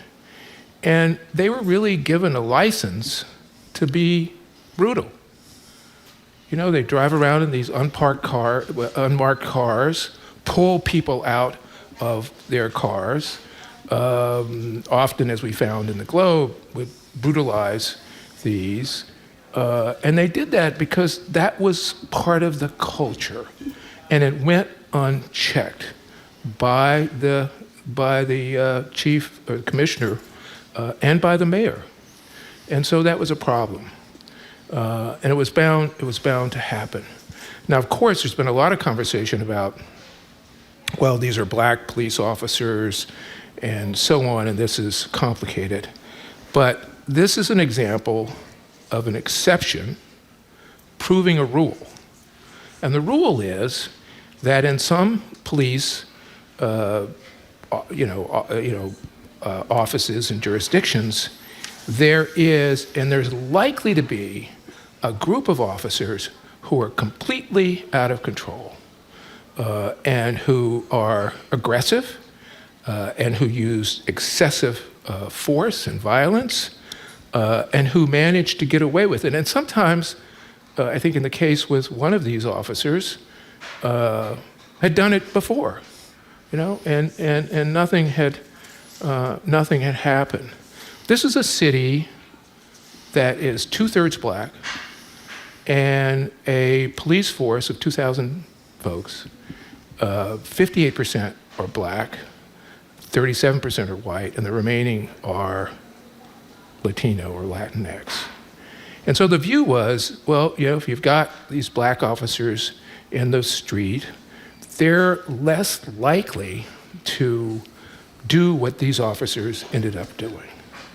And it turns out that when you have that sort of situation, there is a marginal but not significant impact that they would behave differently in black neighborhoods as white officers. But it's only marginal, the research shows. And in fact, the most significant factor in whether or not this is likely to happen is not race, it's gender. If you think about it. And women and female officers are much more unlikely to behave the way that these officers did. And the biggest factor in who the victim is in all circumstances is race, as we've seen black before. men or Latino men. Men, yeah. Lee Pelton, I remember I memorized part of the letter that you wrote to your students after George Floyd was murdered when you were president of Everest. I remember you saying something like, America's on fire. It's still on fire. I mean, while we celebrate some reform in Massachusetts, some very modest reform on the federal level, Marjorie and I were talking about today, since the polling is changing, older people who generally support cops are far less supportive and far less believing they'll get that everybody's treated equally. Republicans are far less likely to believe. But my sense is that these are episodic things. We all, I hope, I shouldn't say we all, a lot of people in this country look at the images of Tyree Nichols and say, this can't happen in my country. We looked at the images of George Floyd with Chauvin's knee in his neck, said this can't happen in my country. But it seems to me there's no real evidence that we have a real desire to end this. Is that unnecessarily negative? And if it is, what's the evidence that I'm wrong? I'm not sure if you're wrong. I would say this, that the exception that proves the rule is that in many or some police jurisdictions, there is a subset of those police officers who behave or are likely to behave the way police officers have behaved with George Floyd, with other black young men, and with Tyree Nichols. And so what we need is a complete cultural overhaul of the police. These are Where's the evidence that that's happening? It may happen in individual pockets. Well, I'm not sure. I don't have any evidence for that. I think there's some evidence. What is it? I think there's some evidence. Well, I mean, if you want to believe polls, but it's not insignificant. It's black and Latino people that have known how the cops misbehave for quite some time. Most middle-class white people have not thought that about the cops. I mean, and this latest poll shows that after Memphis, we're up to 60% of Americans overall believe cops are not trained to avoid excessive force, and that people are less, since 2020, since the George Floyd thing, that people are less confident about their... So what does that get us? 70% of Americans support abortion, and it's illegal. It's not constitutionally protected. But I do think it is significant that now that we have cameras and we have cell phones and we have cops with cameras, that the white people who didn't believe this before, it's right in your face now. Did cameras stop the 5 cops in Memphis? No, but it takes a while. We have Michelle Wu right now is going to have to negotiate with the Boston cops about their contract. Qualified immunity remains something the police really want. And I get why the cops want it, because they wouldn't be covered for doing these kinds of things if they didn't have qualified immunity. They might have to face losing their home or being sued personally for outrageous behavior. I don't want to be so negative. I just learned when Mr. Faisal was killed that my hometown, one of the most progressive communities in America, doesn't even have body cameras. Which is shocking. But that's not the same as this kind of stuff, I don't think, where you're dragging people out of cars and beating them to a pulp. Yeah, I know, but if you think maybe not long ago, 10 or 15 years ago, the training was around using force to stop something from happening. We've all seen incidents where, your car gets pulled over and 6 police officers show up. And the idea there is to show force. This was the idea, to prevent something awful from happening and to stop whatever it is. And we have to change that mentality, because it leads to what we've seen in the past. And as I said, Memphis had de-escalation programs, but then they created this Scorpion unit, which is like the fox in the hen house, as it were. And that was problematic, and they finally got rid of it. But that was the issue. My last negative note, if I may. Remember when Rosa Brooks was on our show, the law professor at Georgetown, who took a year and trained as a cop? Her book is Tangled Up in Blue, Policing the American City.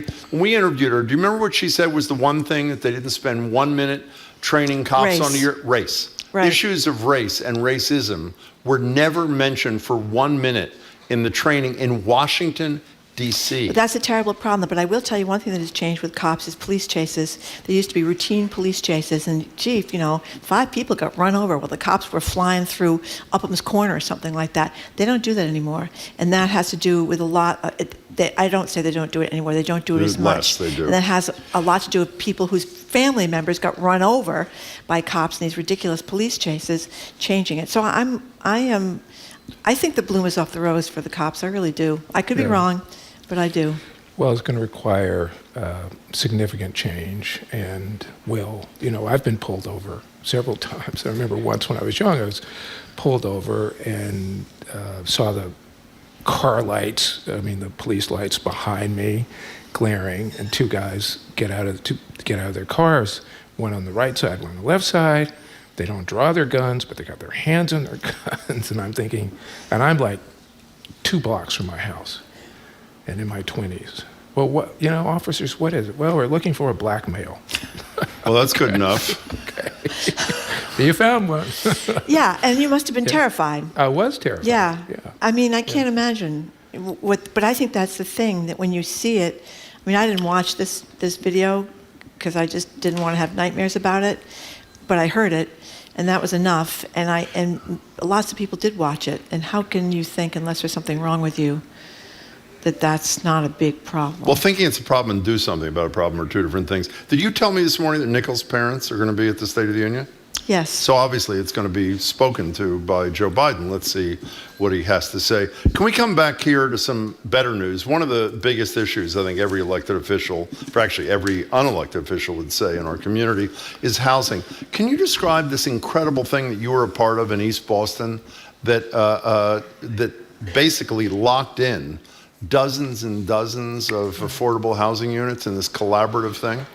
Yeah, there was a neighborhood trust that was established. I think the type of trust, it's called a mixed income neighborhood trust.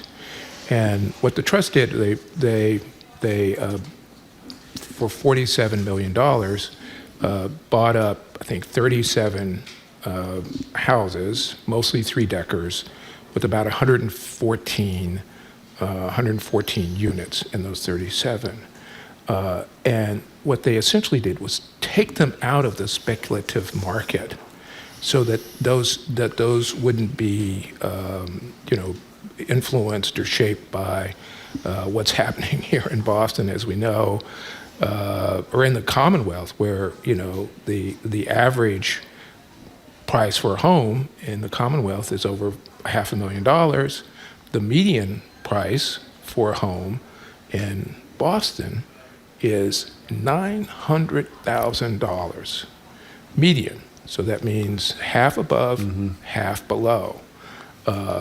We have 50% of our residents who are paying at least 30% of their net income for rent.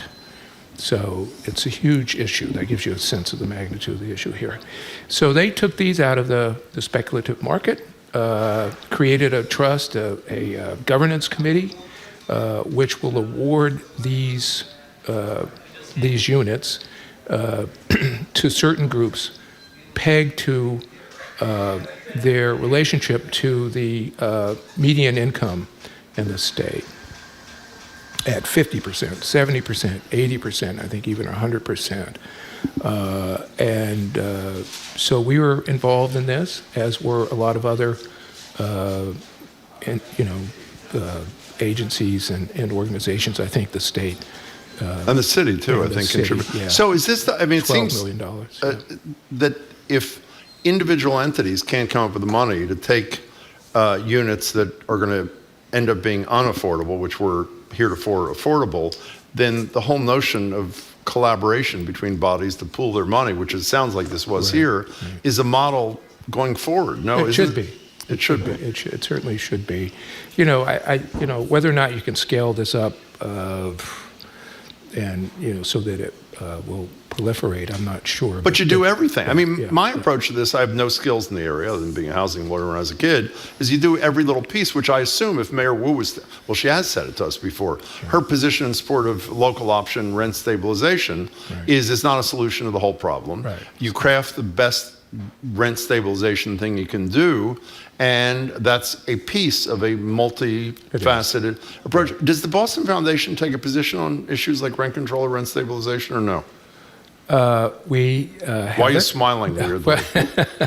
we haven't, but I think we will. We haven't. Sounds like you're about to. Is that why you're smiling like that? No, I just thought it was a great question. It was? Well, by the way, here's what, for those who weren't listening, when Governor Healy was with us last week, we asked her, because there was some confusion about what her position was. The Globe said a couple of weeks ago she was non-committal on Mayor Wu's approach to this local option rent control thing where individual communities, and we asked her if she supported such local efforts. Here's what the governor had to say.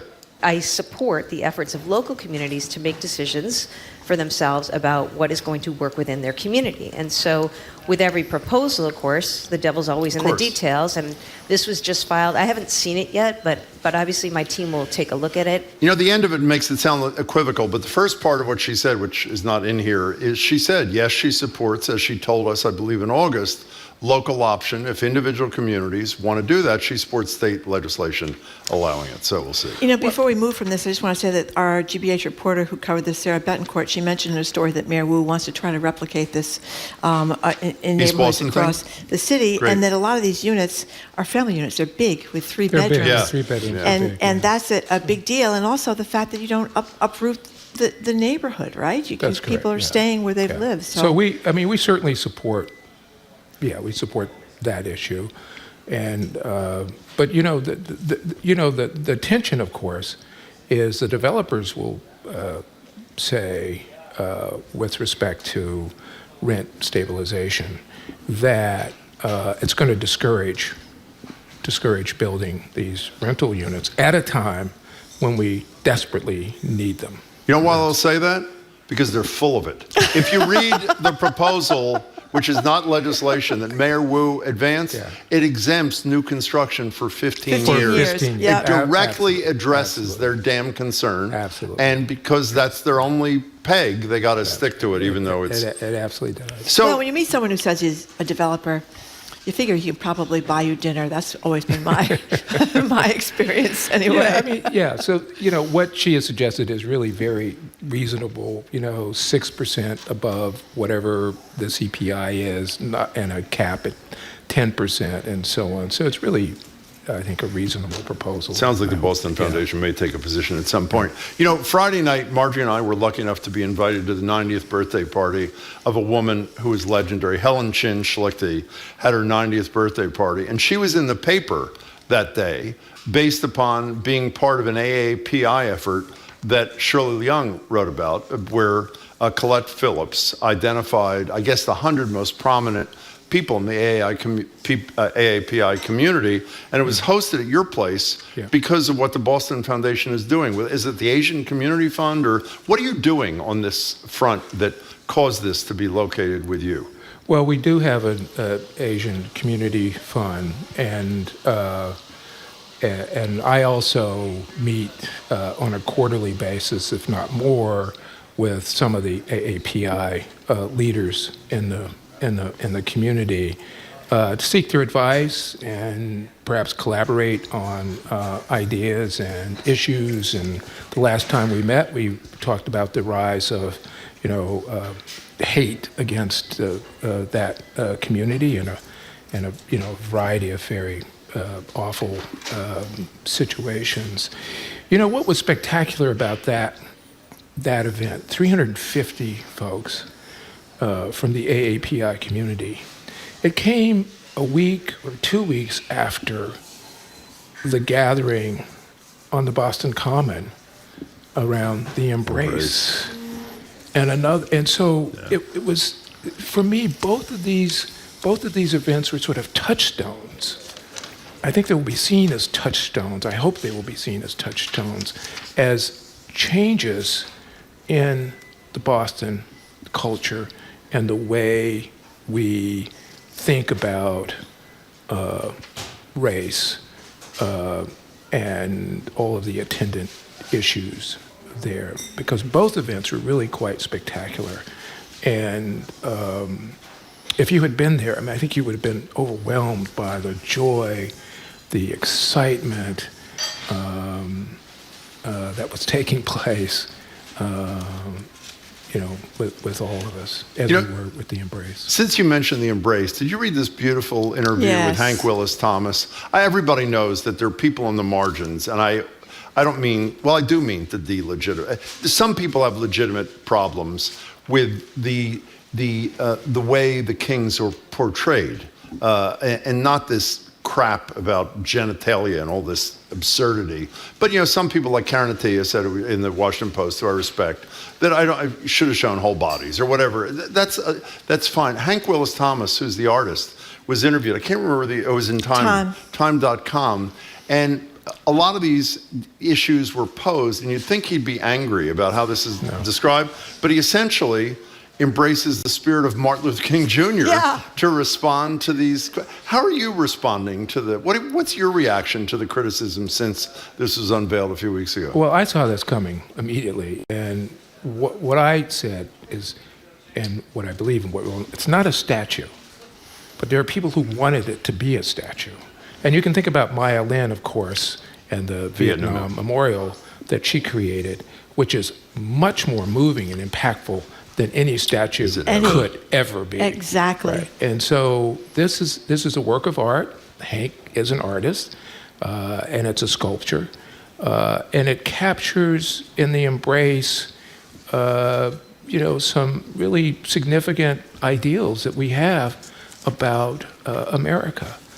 Love, here romantic love also, but also an adherence to living out in our own lives the best ideals of this country when we can. And what's remarkable, if anybody, for those who are listening, if you haven't been there, you have to go there. It is something to be experienced. You can actually walk into the art itself and be a part of it, and then be embraced by what it represents to you, and what it represents at large. So I think it's a very, very powerful piece. The other thing I will say is just about everybody on the earth knows about it now. That's totally true. That's right. It's been everywhere. So I think people will come here to see it and visit, see what it's all about. And I hope that they do. Well, I thought he made a very good point in the Time magazine article you just referenced, the artist. Hank, I've got it right in front of me. Thomas. Hank Willis Thomas, thank you very much. Where he was talking about this is a monument to love and the embrace. But he also said this sculpture has become somewhat of a Rorschach test. Where's your head? Where's your heart? What do you see? What does that say about society? What does it say about the way you see the world and yourself? And I think that's really kind of true. A lot of it, the reaction is kind of dependent on where you're coming from in a way. It is. And I'm going to say this. One fear that I have is that this will be reduced to the ideal of love. And I say that because Martin Luther King is trivialized on his birthday. It is trivialized. And we talk about, love, which is, of course, important, but we rarely talk about the king, the radical king. Right. This was a king who said there should be a guaranteed income for all Americans. This is a king who said that racism, poverty, and the war in Vietnam are the triple evils of his day. And so when I think about love at the Embrace, it's obviously romantic love, but King was a very complex person, and we shouldn't fall in into the habit of trivializing who he was and what he stood for. Can I reiterate before you go just one thing? If you're one of the people who's buying in any of this criticism, you should shut up until you go see the thing, as Lee suggested, so you see it in its entirety. My kid and I, the kid who went to Emerson when you were president, were going to see Hamilton the other night, and we stopped on Tremont, illegally parked, walked across the street at night when it's underlit beautifully. It is as beautiful and moving when you do stand under it, can see the sky. It is incredible, and I really urge people to try that time of day as well. And it's become a marker in the city, you know. Totally right. The mayor and Amari Jeffries, Paris, and myself, and the Reverend Fred Brown, who was involved in this, you know, we gathered. Jeff Brown, I'm sorry. We gathered at the Embrace. As a kind of memorial to Tyree Nichols. She mentioned, yeah. So it'll become that kind of space for the city. Hope so. Lee Pelton, great to see you as always. Thanks so much for your time and your Thank thoughts. you very much. We've been speaking with the president and CEO of the Boston Foundation, Lee Pelton. Thank you very much again, Lee, for coming in. Coming up, switching topics here with our food policy analyst, Corby Kummer. In honor of the passing of the man who gave us Peeps, those sugary little white marshmallow creations that have really changed America, if not the world. We're going to talk to him about that and some new rules about tipping.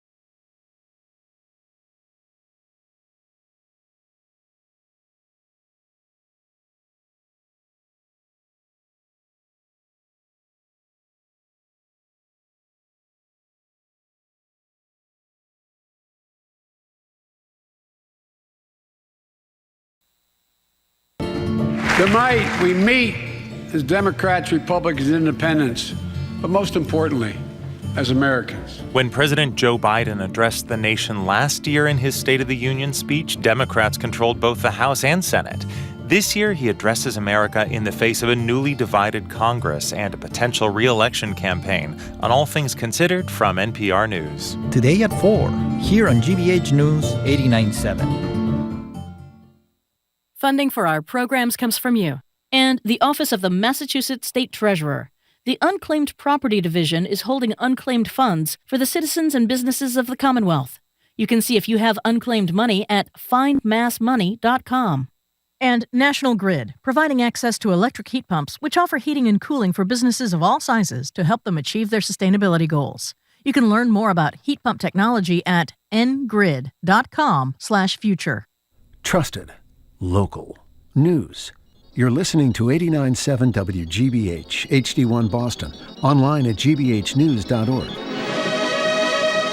GBH News with NPR. What matters to you.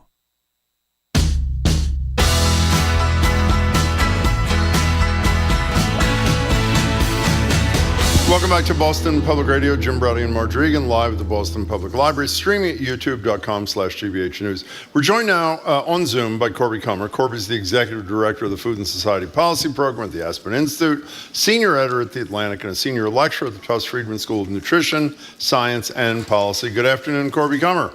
Good afternoon. Good afternoon. Now, Corby Kummer, we would not be true to ourselves here if we didn't begin this discussion with the recent passing of Bob Bourne. He would be the confectioner from Pennsylvania who gave us the marshmallow candies known as Peeps. His significance cannot be underestimated, Corby. No, cannot be overestimated. Oh, cannot be overestimated. Exactly. Sorry. It could be underestimated, but not overestimated. He was 98. You know why? An argument who underestimates and who overestimates. Yeah, he ate a lot of Peeps, 98. So tell us about the role of Peeps. They weren't just for Easter. They were chess pieces, jewelry, floral centerpieces. Could be woven into clothing and wreaths, dioramas, etc. the amazing thing is that they started off kind of nothing. And it wasn't only in the 80s that they became such an incredibly widespread phenomenon. First of all, they were being made by hand. When the Jelly Bean Company, the guy who just died at 98, Bob Boren, when he looked at all the women piping out the marshmallows and said, there's got to be a better way. And he was a tinkerer and an inventor who really made significant contributions to chocolate coatings that would stay, they wouldn't melt in your hands, they'd melt in your mouth. A process for connecting lollipop sticks to their hard candy tops. Chocolate that would coat ice cream. So this was an inventor, and he decided, I'm going to find a better way of putting these in molds, made them in rabbits, and the world took notice. And he was near Allentown, Pennsylvania, where he made these. But I love Clay Rising, who's an obituaries writer for, and bourbon. He's a national bourbon authority for the New York Times. And he wrote, Peeps bring out a particular cruelty in some. They stick them in the microwave to watch them expand and explode. They put them in vacuum tanks to watch them shrink, or in beakers of chemicals to watch all but their beady carnauba wax eyes dissolve. Didn't you bring us Peeps for some reason a few years ago on a show? Yeah. I'm actually a complete Peeps aficionado, and I like aging them some because it makes the crusty, sugar, wonderfully gritty exterior get even better with age, and then somewhat soft interior. I was frantically looking in my Jamaica plain cupboards to have an illustration of properly aged Peeps for you. Oh. But I admit, we did a Peeps tasting. We did? Yeah, we did a Peeps. And they're inedible. I mean, that's the conclusion. Is that not? That was not our conclusion. It was, I your believe. conclusion. Yeah. Do you like Peeps, Marjorie? No, or no, I don't. Corby apparently doesn't. He's the food guy. So apparently he does. By the way, the company. Do you know they also make? I hate them. Mike and Ike. Do you know that that's their other big product? Do you know that? But what I really liked about Mike and Ike's is, first of all, it was the engine that made Just Born Company, as in Bob Bourne, and his son took it over, prosper. And then when they had leftovers and they didn't know what to do with them, Bob Bourne told his workers, why don't you put some cinnamon I read that. And call them hot tamales. So that's what I call a brand extension. So I just have to mention that apparently the dioramas I mentioned before, and the Washington Post has a contest sponsoring a competition for the best Peeps-based display. And here are the names of a few of them. We come in Peeps, the Eyes of Marshmallow, Sweetie Todd, the Demon Barber of Peep Street. Okay. How do you like it? That was great. Almost as good as a Peep. I thought that was really good. When we had the Food Channel at the Atlantic, we would run annual pictures of the Peeps dioramas. There you go. Yeah, Hancock, New Hampshire. Remember our friends up there in Montgomery Hancock, and New all the other Hampshire? people, Sent us librarian, pictures yeah. of the dioramas up there. So, Corby Kummer, I think I know now after having read this piece in Eater.com, I had a benign association with I thought that they were okay, the National Restaurant Association. After reading this story about Eater.com, I think I was wrong what I thought about them. Well, I think like all things, it's complicated. The National Restaurant Association represents a lot of big industry, and it is very successful in lobbying Congress against minimum wage raising. So that's not that complicated, by the way. That's not a good thing, as Yeah. Jim would jump in to agree. So they've been kind of bad on the labor issue. They've been very good on the safety training issue. The problem was, and it's a big problem, they were using profits from every restaurant worker who would pay an average of $15 to take their ServSafe, the industry leader in food safety training. They were using it to lobby Congress against minimum wage increases, which is not good. As an association, they're a perfectly fine trade association that protects the interests of their owners. But small business associates, small restaurants do not think the National Restaurant Association serves their interests. And there's long been a real conflict between small restaurants and the NRA, the other NRA, because they feel that the NRA has really got big businesses at heart. So why don't the small restaurant entities, why don't they form their own mini NRA thing that is more focused on, and those are the independent restaurants, the smaller chains, arguably the people. Why don't they call it, echoing your language, Jim, the Independent Restaurant Association? Is there such a thing? Is there such? There is? And what are they doing? What are they doing? The IRA, is not a retirement account, the Independent Restaurant Association. Yeah. And during COVID, they were very successful in lobbying for funds to keep restaurants alive. The Restaurant Protection Act, they were great. Now, with the end of COVID or fewer subsidies, they've sort of been less on the radar, but they are very much there. One Fair Wage is very much there. There are smaller groups representing labor and the interests of smaller restaurant owners. Glad to hear it. So, Corby Kummer, we're going to talk with our listeners about this later in the show. But there are these new rules of tipping, and we're supposed to be really picking up our game in terms of tips. Even with takeout, at least 10% you're supposed to tip. Food delivery, you're supposed 20% for food delivery. I mean, things have changed post-pandemic. I love this piece. It was in New York Magazine. It was in Grub Street. It's separate brand called The New Rules of Tipping. And, once I read this, I feel like there's no way out. I have to do it for my own self-respect. Plus, I believe in it. But restaurants, it used to be 15 to 20. It's 20 to 25, absolute minimum. Coffee shops, coffee carts, cafes, bodegas, at least 20%. If your order's only coffee, $1 is acceptable. If it's not, same thing with beers. If it's only beer, $1 is okay. If it's cocktails, 20%. I really love this because, don't you sometimes think, I just want somebody to tell me how much, and I'll have a new math and I'll have a new calculation. Food delivery, minimum of $5 or 20%, whichever is greater, for food delivery. Food counter, 10%. Uber drivers, 20%. It'll be great for you to have this with listeners, but the world has changed. And and food service labor is going to different things. There's a ton of food service delivery. There's much less fine dining. I ate at Bar Mezzana last night, which was just wonderful. And one of the servers was saying, I've worked in every restaurant in the city, including Les Pallier. And really the game has changed. Fine dining has moved to a different, more casual way of dining. But our tipping needs to go up. So yes, Marjorie, you have to up your game. By the way, we're not discussing it with our listeners. We may some other day, but we're not doing it today. No, we're doing cashless. No cash, that was that's close right. enough, though. But when you say fine dining is gone more casual, what do you mean? I mean that the idea of white tablecloth, someone dedicated just to you for your own experience on a very special occasion night out, that sort of exists, but it's much more become casual sharing in plates. No tablecloths. I'm not even sure I know of a white tablecloth restaurant in Boston anymore. Well, I haven't been to Contessa at the top of the old Ritz now. Yeah. What? Taj? Is it still the Taj? It's the Newbury now, isn't it? Is it? Yeah, I think it's the Newbury. Yeah. Have either of you been to that restaurant? No, I can't get a reservation. Okay, Menton, Barbara Lynch. Yep. That might be the place that is upholding fine dining rules in all of Boston. So maybe there's white tablecloths there. Yeah, but can we get back to this tipping thing? Because it's one of the few areas where I think I actually have a little bit of expertise. Every time Marjorie reads an article on tipping, what do you say to me? You tip delivery people?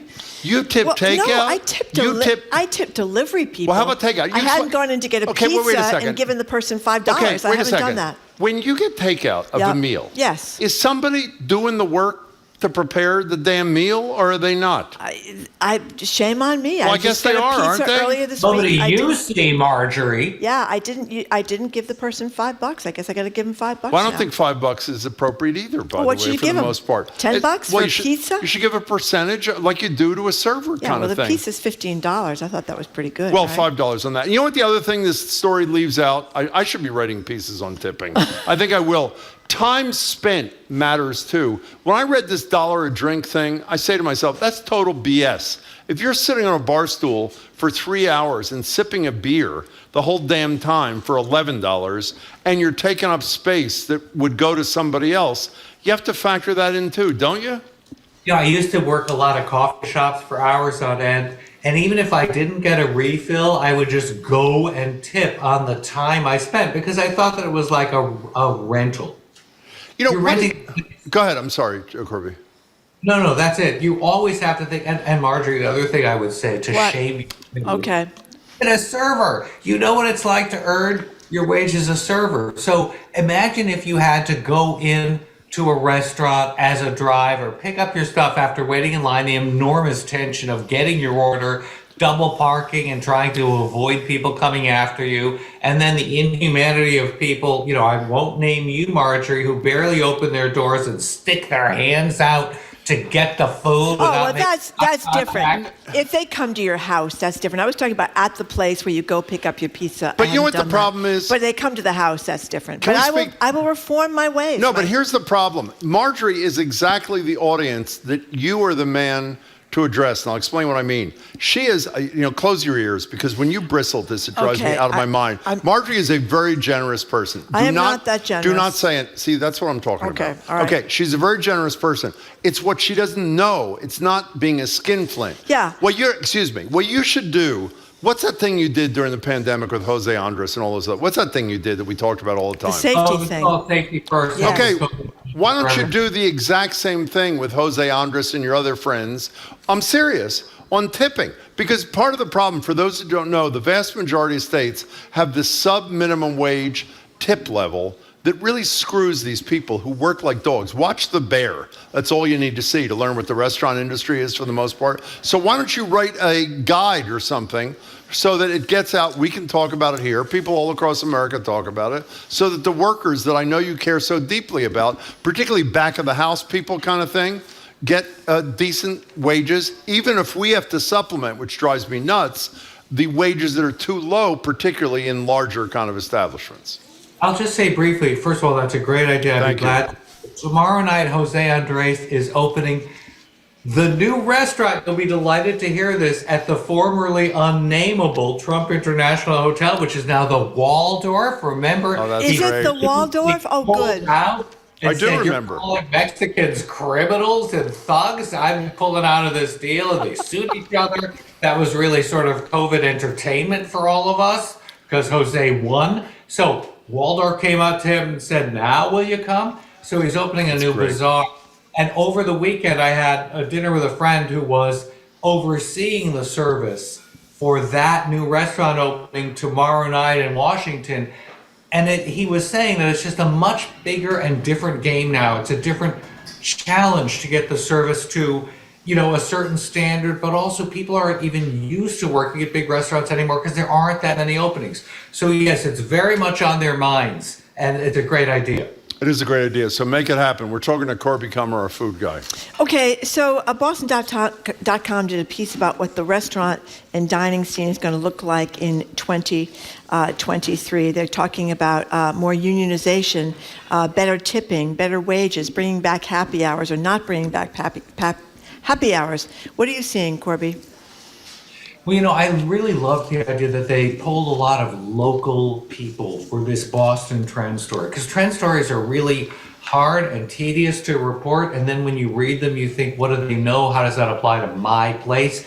This was in Boston.com. These are Boston locals saying what they find. So Nia Grace, whom I know Jim loves. I do. And I imagine Marjorie Even though loves she stood us up the other day, we're going to forgive her for that. She was supposed to be here on Friday. She didn't make it.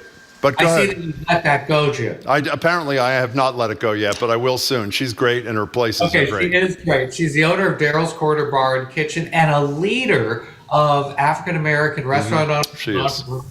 Just a great local leader, even if she stands Jim up mercilessly. She says that she thinks it's going to be another learning year. And what she means by that is 2022, sort of the business came roaring back in comparison to the terrible slump it was in during COVID restrictions. But she thinks that there's going to be kind of new resetting. What is it going to take to keep a business alive after you finally get a couple of people back? It was so hard to find staff, but you're not going to have that same influx of business. And I've been looking around at restaurants weeknights in Boston, and it hasn't come back to to what it was before the pandemic, especially in downtown business areas. So I think the downtown businesses are going to be looking at that a lot this year and think, what do we do kind of to keep the lights on? The great Irene Lee of May says that more pop-ups are going to be going bricks and mortar because she thinks that there's going to be a market for bricks and mortar restaurant, which I hope for her sake there is. Different well-prepared meals on the go. Remember, we were talking about Air Muir from Clover and how what kept them alive were great takeout meal kits, a different one every night of the week, 5 nights a week, that have been enormously popular and helped subsidize and bring that place to life and back to life.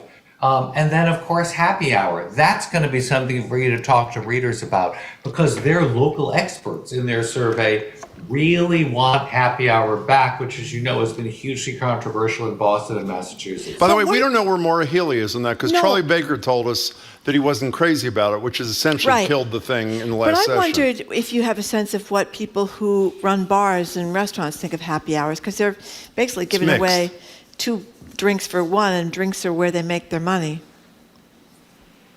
I don't, I myself think it's a good idea. I was very surprised to hear that Irene Lee said, okay, it's going to bring people back. I think it's just fine. What we really need is more liquor licenses in Boston because they're, absurdly restricted, as most restaurant owners see it. It's like the old taxi medallion system before Uber and Lyft, where you pass them along for hundreds of thousands of dollars.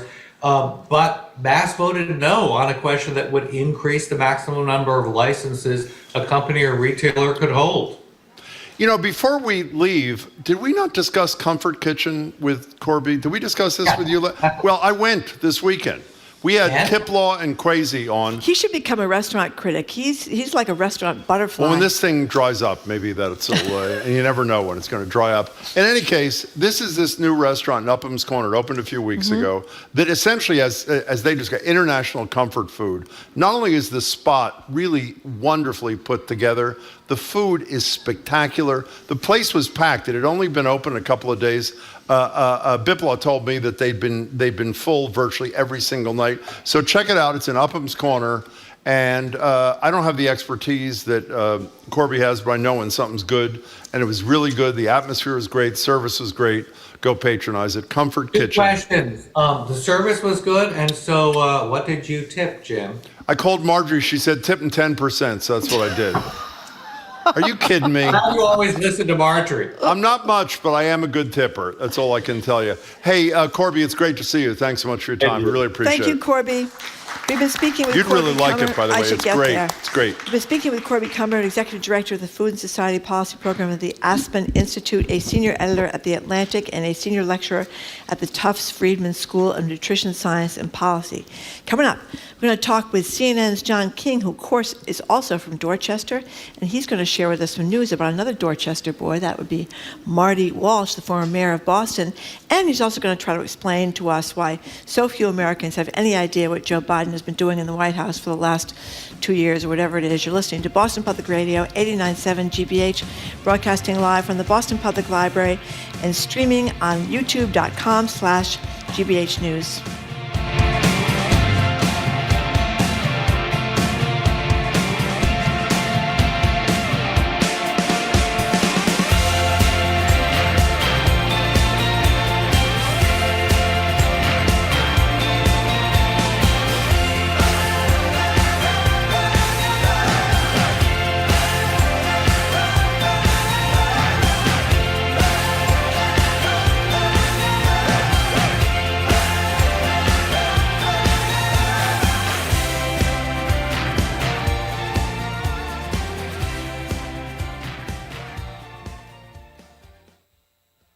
GBH brings you fact-based news and smart local conversations every day. In order to do that, we rely on a community of supporters just like you, our sustainers. Sustainers give monthly contributions that ensure a reliable source of funding. That then becomes the news and information you depend on. Funded by the people in our community to report on what happens in our community. Learn more and sign on as a GBH Sustainer today at gbh.org/sustainer. Our programs are made possible thanks to you. And the Simmons Leadership Conference, Tuesday, March 14th, in person and online. a day of inspiration, skill building, and networking, featuring Gloria Estefan, Masi Alinejad, and Juju Chang. InclusiveLeadership.com. And Mass General Cancer Center, dedicated to providing the latest therapies and cancer specialists who are experienced in your cancer. When you hear the word cancer, their team is ready. Learn more at massgeneral.org/cancer.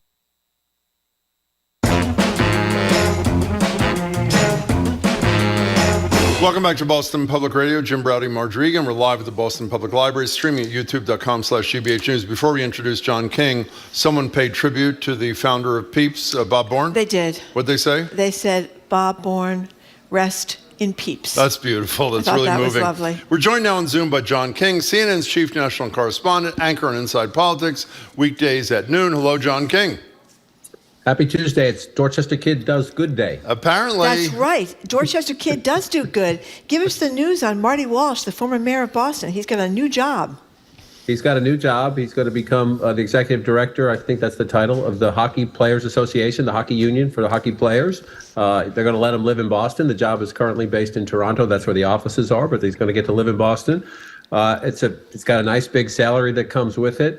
You guys know Marty Walsh's story better than I do, but it's a compelling personal story. Union laborer, battles alcoholism, goes on to be mayor of Boston. He's a key member of the president's cabinet.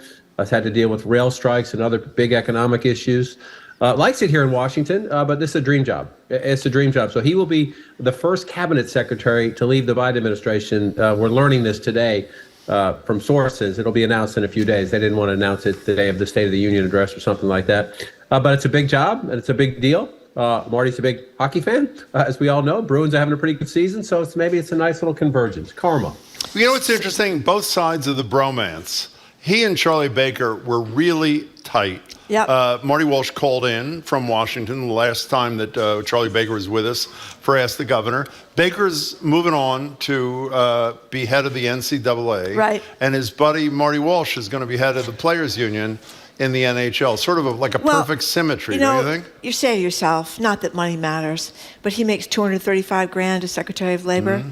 The guy that's in the job heading the union now is making at least $3.5 million every year. He's got to feed his family. Gee, I might be persuaded. Maybe I should look for another job at that kind of salary. Good for Marty Walsh. I mean, people really liked him here, and I'm sure he'll be able to be a great head of that union. The contract's coming up too. He did a great job.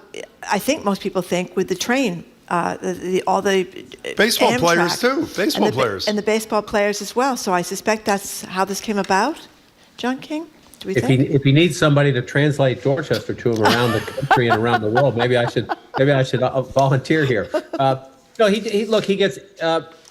The president, President Biden, often fashions himself as a union guy because he thinks blue collar Joe from Scranton, his dad was, involved, automakers and the like, and so to have a guy who actually worked as a union laborer around helps the president. And Marty, there's great value in people like Marty Walsh. I'm a Dorchester kid, so I have a bias here. He grew up in the wrong parish, but that's okay. But there's a value in having those kind of people in Washington. Yeah. People who have worked with their hands, people who have battled personal crises, totally agree. People who understand the real America. Because frankly, I was just counting up this morning how many years I've been here for these State of the Union addresses, and it's too many. And a lot of people lose touch with real America here. We don't have the problems that Dorchester has or that small states and that rural areas have. This is a largely economically vibrant because of the government and the defense industries and now the cyber industries and the high-tech jobs. We almost have a bubble. Yes, we have inflation. Yes, D.C. itself, the city, has issues in the public schools and issues with potholes and all that stuff. But you can become pretty isolated, especially if you got a good paying job here in Washington, D.C., from the real America. And that's the value of a Marty Walsh in the room, to raise your hand when some of the more maybe disconnected from reality people, and I don't mean that in a bad way. They're good public servants. They just lived here a long time. They don't see it every day. So he's a bit of great value. You mentioned the baseball players, the rail strike, other issues as well. Dealing with, what kind of unemployment benefits do people get during the pandemic? When do you cut those off? What happens in that world? It's been an extraordinary time to be a public servant, Democrat, Republican, or whatever. And the president loves him personally, and the president's team really has come to accept him because he's such a team player. Speaking of the State of the Union, that is tonight, of course, and we'll all have to watch it, those of us in the media, but I'm wondering if anybody's thinking it's about time to get rid of the State of the Union addresses. They're an hour long. Isn't it required, by the way? I don't know. I'm going to ask you, John King. It's an hour long. Biden says something, Trump says something, the Republicans stand up and applaud Trump, the Democrats stand up and applaud Biden, and it goes on too long. I guess we're going to have Sarah Huckabee Sanders. She's the governor of Arkansas. One of your favorites. She's going to give the rebuttal. But I mean, isn't anybody saying their time has kind of come and gone for these drawn out addresses to America, which I don't think the Americans are watching, by the way? It'll be the largest audience the president gets in one night. Will it be smaller than the president's, than a Barack Obama or a Bill Clinton or a Ronald Reagan audience? We'll look at the numbers. We'll look at the numbers tomorrow. There's obviously more options, right? You can stream it. You can listen to it. You don't have to be glued to your TV set watching one of the three broadcast networks, if you will. So the cable age, the digital age, the internet age has blown up the traditional metrics by this, but it is still, Jim and Marjorie, the largest single audience any president will get. Wow, I didn't know that. One night a year. Yeah. And so if you're Joe Biden, number one, you're going to have a Republican speaker over your shoulder for the first time. So he wants to talk to the country about the challenges of divided government. He wants to talk to the country about the Chinese spy balloon that just made its way across America. He wants to try to keep the American people invested in Ukraine, which it's easy to say, okay, it's been a year now, enough already, because it's costing billions of dollars, U.S. taxpayers' dollars. So he has to make the case that that's important. Has to talk about inflation. And one of the subplots here is, even though a lot of Democrats sort of get a little angst about this, is he's planning to announce in a month or two that he's running for re-election. And he would be the oldest president to ever take the oath of office a second time. So he also, part of this here is to sell what you've done, sell what you want to do, even though not much big is going to pass the next 2 years because of the Republicans, and just try to show the American people that you've got the fight to keep doing the job. That's a new part for me. This will be number 35 for me. Wow. In Washington, D.C. If you count, it's technically not the State of the Union the first year a president is in because they weren't president last year. They're not required to give this speech. They're only required to send a report to Congress. Oh, that's what it is. That can be a postcard. Right. You can type up a letter. But would you turn down the opportunity to speak to the country and speak to the world? The answer is no. No politician in their right mind is going to be, I'm the guy or the gal who's going to stop the State of the Union speech. Not going to happen. John King, I said something yesterday that would never cross your lips ever, because you're a better person than I am. When I read this Washington Post ABC poll and saw that 62% of the American people thought essentially that Biden had done nothing, and included in that 62% were somewhere in the 60s, people said he'd done nothing on job creation other than the fact that he's created more jobs than any president in the history of the United States of America. I said to Marjorie, there are only one of two possibilities. Either people are total dopes, that's what you would never say, or the messaging is really suffering on the part of the White House. That people aren't paying attention to politics. Or maybe that. Okay, so what's your analysis as to the disconnect between what I think is as much legislative accomplishment on a whole variety. He's going to mention expanding, for example, the insulin cap that currently only applies to Medicare. He's going to announce, I assume when he announces giving it to everybody, which he probably won't get, he's going to mention what he accomplished there. Where's the disconnect between the legislative reality and what the American people see in this guy? So I do think, to your point, this is a remarkably consequential presidency the first 2 years. That doesn't mean I agree. It's not my job to agree or disagree. I understand that, sure. People listening, but in terms of what he has been able to get done, major pieces of consequential legislation in an evenly divided Washington, in an even more divided country, is simply remarkable. That's just a fact by historical standards of what he's done. So why doesn't it sink through to the American people? Part of it is that some of it, you mentioned cap on insulin prices. That's taking effect in the year ahead. So it hasn't happened yet. All that money being spent on infrastructure, you haven't seen the new bridges and the new tunnels and the new roads yet, and the new high-speed internet maybe coming to your community. There's different definitions of infrastructure. You haven't seen it yet. But I think the biggest point, Jim, is we've been having this conversation for 3 years now. People exhausted and stressed by the pandemic, then hammered by inflation. Their own family budgets might not impact, so that he's created 12 million jobs. Okay, but you're can I take a summer vacation this year? Or my mortgage rate has gone up. My food costs have gone up. So some of it is quite understandable. I do think that part of it is how does the president shake through, shake people on the shoulders a little bit. You can't be rude. You can't tell people you're wrong. What you think is wrong. You just can't do that because it's shaped on their personal experience. The hope in the White House is that as COVID still with us, but hospitalizations and cases way down from the last two winters, for example. Inflation, still very much a problem, but beginning to ease. Their hope is that this is a brick, if you will, in a foundation, and the president can say, hey, give me a chance, look again. Keep an open mind, and 3 and 6 months from now, people do start to feel better. The psychology of the economy is really interesting. It tends to be a lagging indicator because people's legs are tired and their lives are stressed. And so it takes them a little while to say, okay, I actually buy it now. It's real.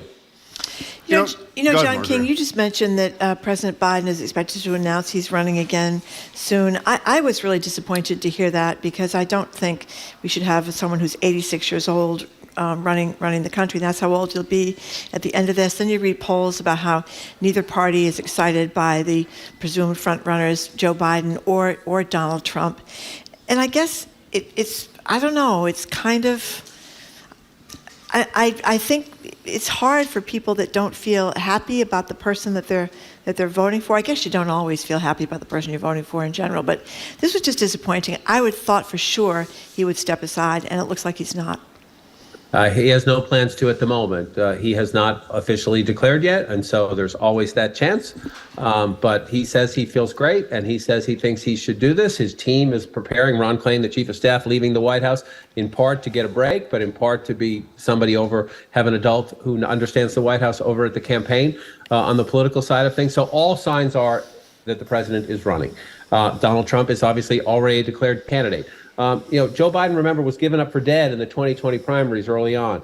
So one thing I will say constantly is do not underestimate him, whether you like him or not. His resilience is a remarkable political success story for Joe Biden.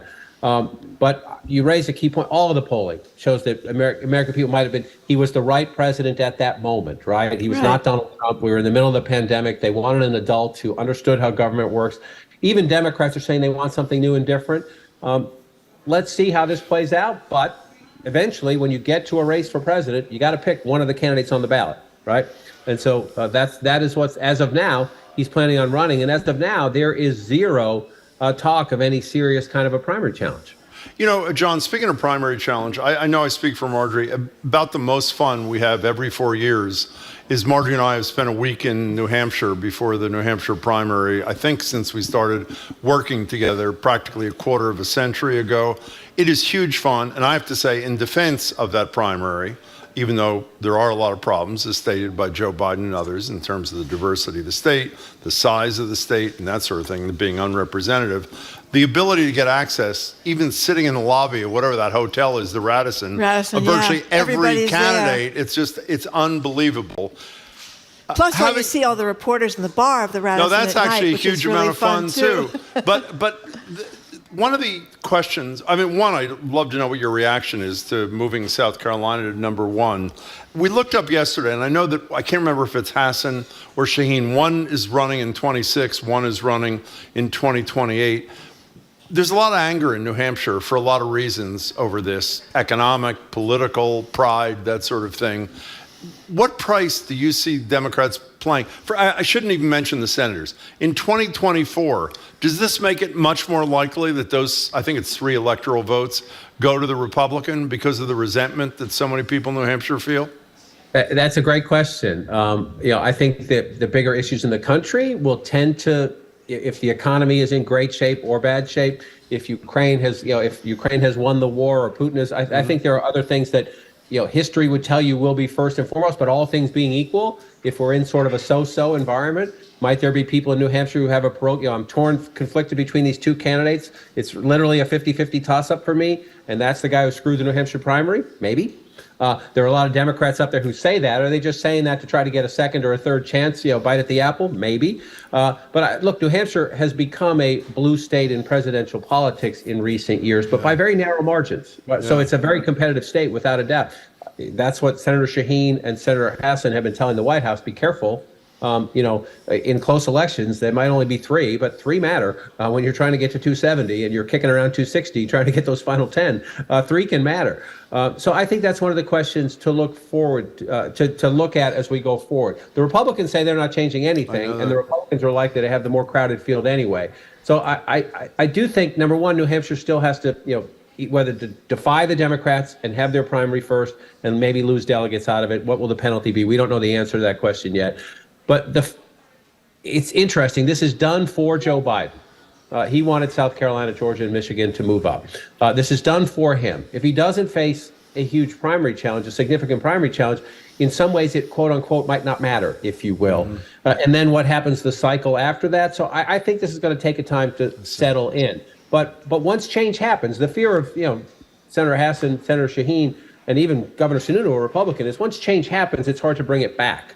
And it's, as you know, I know as a kid who grew up there, it's a treasured tradition in New Hampshire. Yeah. But as of now, they're going to lose it on the Democratic side. I still think we got some pieces to put together as the calendar goes, though, to see what the permanence is. And there'll be plenty of Republicans for you guys to go see. So before you leave, keeping in mind that I grew up in Philadelphia, what's your Super Bowl pick? I actually think the Eagles have a chance here, Jim. Have a chance? Well, they got a great defense. They got a great defense, and so they have. You have 2 great young quarterbacks here. Patrick Mahomes has the experience. Experience usually matters in a Super Bowl. But if the Eagles defense can keep them into the game and Hurts can get over his early jitters, everyone's going to have them. I think it's going to be a great game. The wrong teams are playing, but that's all right. I'll watch anyway. John, it's good to see you. Oh, you think Tom Brady's out for good? Or you think he's going to come back? He's out for good. No, he's done this. Okay. He has done this. He's selling underwear now, so that's all you need. Hell of a photo, I should say, for those who haven't seen it. Good to see you, John. Thank you very much, John King. John King is CNN's chief national correspondent and anchor of Inside Politics, which you can see weekdays at noon on CNN. We watch it every day. Okay, coming up. Kids these days, they don't even take cash anymore at the lemonade stand. Do you know you have to Venmo the kids at a lot of these lemonade stands? I just read it this morning. Yeah. Anyway, we're going to talk about a cashless society. Our transition to it is all credit cards, is all Venmos, it's all debit cards, is all your Apple phone or whatever you're using to service your phone, that is. The number is 877-301-8970. Do you care about moving to a cashless society? Do you want to? Is it a hassle for you or not? You're listening to Boston Public Radio.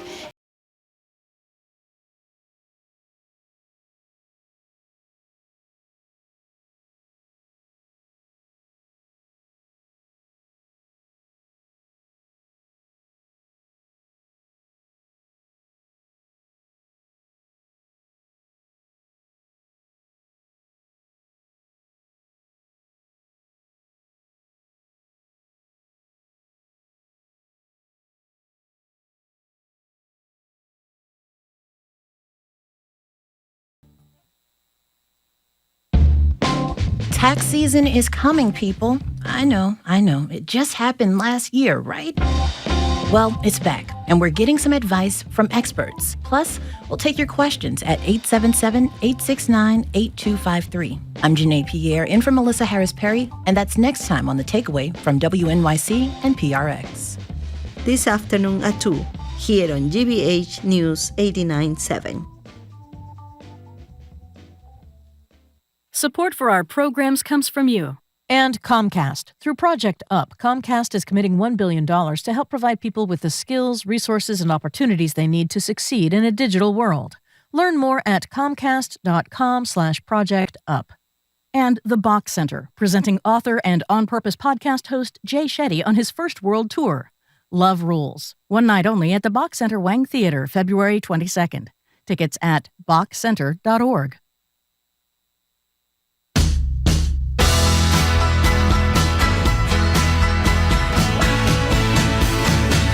Welcome back to Boston Public Radio. Jim Browdy and Marjorie Egan. We're live from the Boston Public Library, streaming at youtube.com/GBH News. We'll be back on Friday, and then we'll be back again a week from today, next Tuesday, with Ask the Mayor, Michelle Wu, 11 to 12.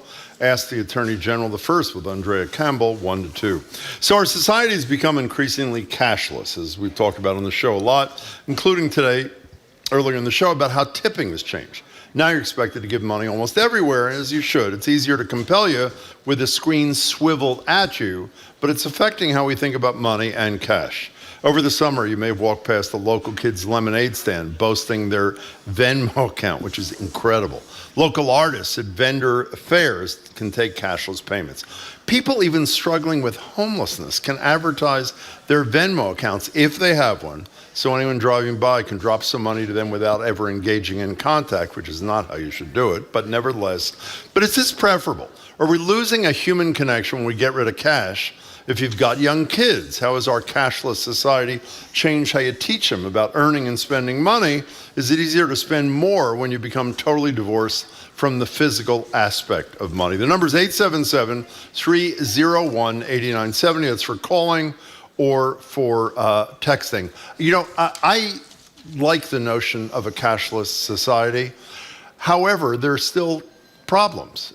When you go across the street, when you park your car at the Lenox, you feel like you should, and you should, give a tip to the men and women who were kind enough to park your car. A lot of people, I shouldn't have even said what I said. While there are, I've read about them, some homeless people who actually do have Venmo accounts. One of our colleagues. I know. That's one in Somerville. I think Arlington, but wherever. Okay. The vast majority of them don't. So we're moving in a direction I think it's good. How about kids? The question I asked Lemonade at the end. stand. Well, no, I didn't even mean taking it. Does a kid learn the value of money nearly as intensely if it's just a card or a phone? No. Or a something? Well, I don't, and I'm a grown-up. It's one thing for me to hand somebody cash for something. It's another thing for me to put a credit card. Yeah, but when or was a the last debit time you card paid cash for anything except a tip? Well, my debit card got hacked, so I've been paying cash for What a shock, your lots debit card was hacked. Lots of places lately, and some people are a little bit surprised. They're not used to somebody giving something in cash. But I think it's totally different. Now that, the classic line for little kids, they think you just go to the bank and get more money. Well, I don't have any more money. Well, you just go to the bank and get it out. And they'll give you some more. They'll give you some more money. But it's changed dramatically. This piece from The Hill says that in 2015, 1/4 of consumers went cashless only.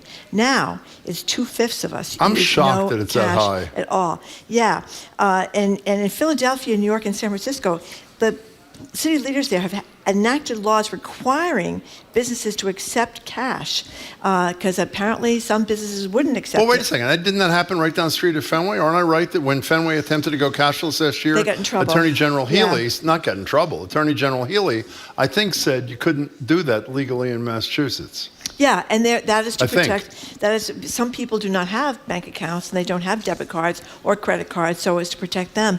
But yeah, it's definitely changing. And this other piece from the Washington Post talks about how little kids now really don't see their parents exchanging a lot of cash. They see everybody with their Apple phone or their debit cards or whatever. Remember, we used to go to the drive-through at the bank, and you put your check in, and it was like the whoosh machine went down there. You write checks into the bank.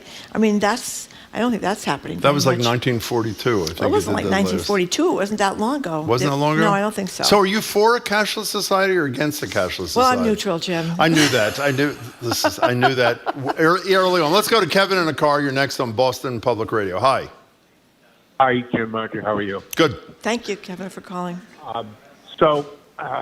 First of all, I'm in a wheelchair, and I don't ever want to use cash because if you use cash, inevitably someone's going to give you change, and what the hell am I going to do with that? Okay. Right. But anyways, I know a stripper. I'm sure you do. Who has on her fingernail a QR code. She does not. For her patrons to scan to tip her digitally. Is that true, or is that made up? 100% true. That's a pretty great story. An entrepreneur she is, That Kevin. is pretty great. But she's going to have... 100% true.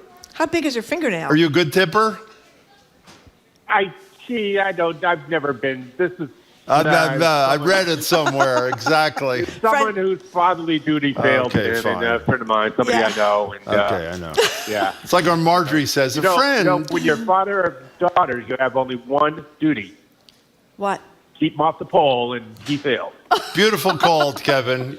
You really raised the bar for the rest of the show. Yeah. Thank you for joining We've all us. tried to keep our daughters off the pole, most of us successfully, but you never know. I don't remember specifically saying I wanted to keep my daughters off the poll. I think it's implied that your goal, not that there's anything wrong with the poll, if that's what you're into. Kevin, thanks for the call. By the way, what? From Brian's kids? What's that? I guess he just texted, said they use a service called Greenlight. He didn't text. He's running the board at the damn show. Oh, that Brian. That's our Brian. Oh, that's our Brian. Yes. Hi, Brian. Hello, Brian. Brian's kids use a service called Greenlight, a debit card for kids that they can make deposits and keep track of how they spend their money. How do you like that? Well, it's better than a credit card. I assume that's a good thing. It's better than a credit. It's called Greenlight, which I'd never heard of before. 877-301-8970. You know, this is a big however. All the limitations that we describe, particularly for really low-income people, are there.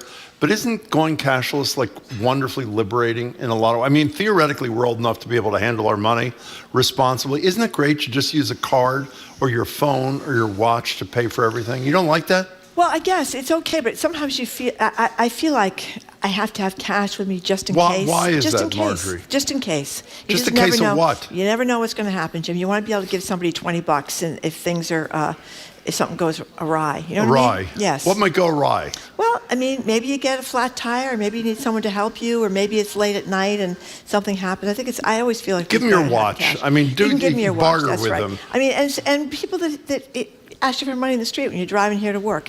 I don't want to get out and start Venmoing people I see in the street, right? That's got to be solved. Those are all very important points. You know, this person, Marie in Medford, just said she lives in Medford immediately and can think of 3 small businesses here that are cash only, no plastic.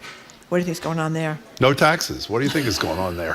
What do you think? They're rebelling against the cashless society? Maybe they're I don't rebelling, think so. Jim. Nancy from Shrewsbury, thank you for Hi, calling. Nancy. Hi. Hi. Hey, I agree with the lady that just texted in. On my summer vacation and into the fall, every place I went, we said, do you take credit cards? They say, we do, but the credit card companies take such a huge percentage from our profits that we aren't making any profits, so we prefer cash. Yeah, I've seen that a lot too. That is, they charge a fee. I mean, that's something we didn't talk about. That actually is pretty important for the vendor. I mean, that's quite important. Nancy, thanks for bringing that up. I appreciate that. 877-301-8970. Yeah, Jamie just mentions the point. What about Bill McKibben's thing about getting rid of your credit cards? I hope we're not going to be mortified. Is the date passed for this thing? Can you look it up? It was one of those palindromic dates. I can't remember what it is. It's certain credit cards. I think it's like Citibank and stuff. Well, let's not say them until we find out that what are it is. fossil fuel. That he wants to do that. Investors, yeah. Yes, he absolutely does. Okay, Amber from Worcester says you're going to have to pry the cash from my cold, dead hands. We always pay cash when dining out to ensure our server gets all their cash up right then and there. Well, that's an interesting thing. How about change? Do you feel we could get rid of change? Would you be okay with that? We could probably get rid of change. Meaning you're not in favor of that either? I mean, what is the point? You're like an old fuddy-duddy. What's with you? Of pennies? How about quarters? I like Marjorie? quarters. You like quarters. Now, why do you like quarters? Parking meters. Parking you do. meters. Well, you know yes. what we can do now with parking meters? Yes. We can use a credit card yes, you know or what? a debit card. And you know what's faster? No. The quarters. Okay, fine. If you're in a hurry, the quarters are much faster. Okay. Let's go to Paul.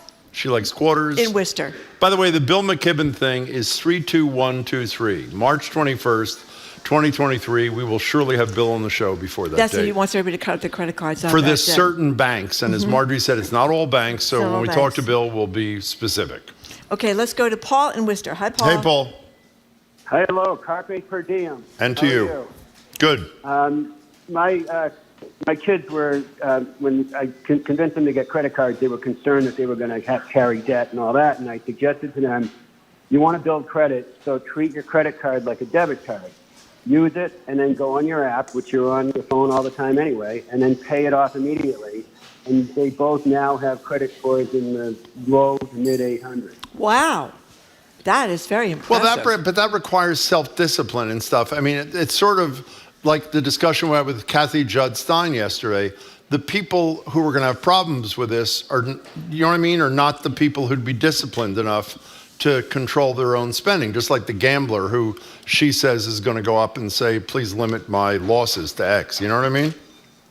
Yeah, absolutely. And but they saw that, just as I did with my parents, that, spending money is something that you have to develop discipline. You have to think about what you're doing. You have to sacrifice sometimes and say, I can't get that, or I can get that, or, and realize that, when you save, and you can finally say, well, I finally got that $10 or $10,000 or whatever it is to buy something. It's really good that you did that on your own. Paul, thanks for the call. Steve from Gloucester texts and says, George Santos prefers that his donors use cash. So obviously he is not in favor of a cashless so listen society. to this from Aaron and Hopkinton. Nothing's free, but that's especially true for cashless transactions. Once cash is gone, we'll be at the mercy of these companies to even pay for everything. Seems a very dangerous road. And Kate from Lakeville says, I used to be able to bypass the Girl Scouts hawking their evil and addictive cookies by saying, I don't have any cash. Alas, now they take Venmo. Oh, I know they do, yeah. Yeah. By the way, this, I think, is Andrew is writing to you. Why are boomers obsessed with cash? As a millennial, I know no one who uses cash. Everything is cashless in one form or another. And guess what? We all know how to responsibly manage our money. Well, that part's not true. Crazy, right? So what do you say to Andrew, Marjorie? He's talking to you. Well, again, I mean, you walk down the street, people are looking for money. I think you give them cash. You don't give them, you don't say what's your Venmo number and that kind of thing. I mean, in the city, you do have a lot of people asking you for money, don't you? You do. Yeah, you do. You do. So what do you give them? What do I do? Yep. I give them your credit card, actually. That's what I've generally, because you've lost it and I found it. And I just didn't give lose it. I didn't lose it. Someone hacked it. You've never hacked. lost, no, that's your debit card. When was the last time you lost a credit card? Not too long ago. I've lost a lot of things. Lost Jim. a lot of credit cards. Lost a lot of things. Okay, Yes, I fine. have. Tom from Ashland, thank you for Hello, calling. Tom. Welcome. Hi, Tom. You there?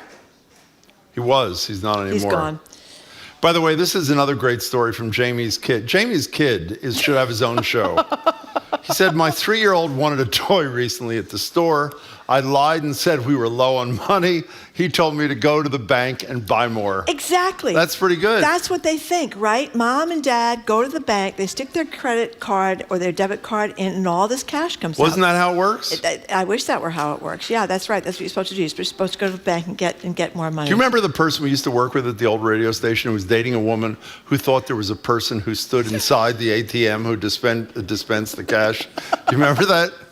That was a bad sign. She's now the governor of Arkansas. No, that's not true. Actually, she is the governor of Arkansas. She's going giving to the be giving the response to the rebuttal State tonight. of the Union. Yeah, she's the one that's cracking down on people using the word What do you think? We Latinx. should have asked John King that. What is the rationale? We should have asked him. What's the rationale for her? I don't know. Sarah Huckabee Sanders. I have She won no 63% of the vote. No, she's very popular. She's very popular. Jesus. She's running on anti-gay stuff, anti-trans stuff, and anti-Latinx. She doesn't like that word. I know. I think we should ban it. That's what she thinks. Let's just ban it. No, it's a high priority. Stefan from Washington, D.C. Oh, nope, that was the wrong one. No, it is. Oh, He's back. Okay, Stefan from Washington, What's your D.C. deal? Hi. Hi, Jim and Marjorie. Hey.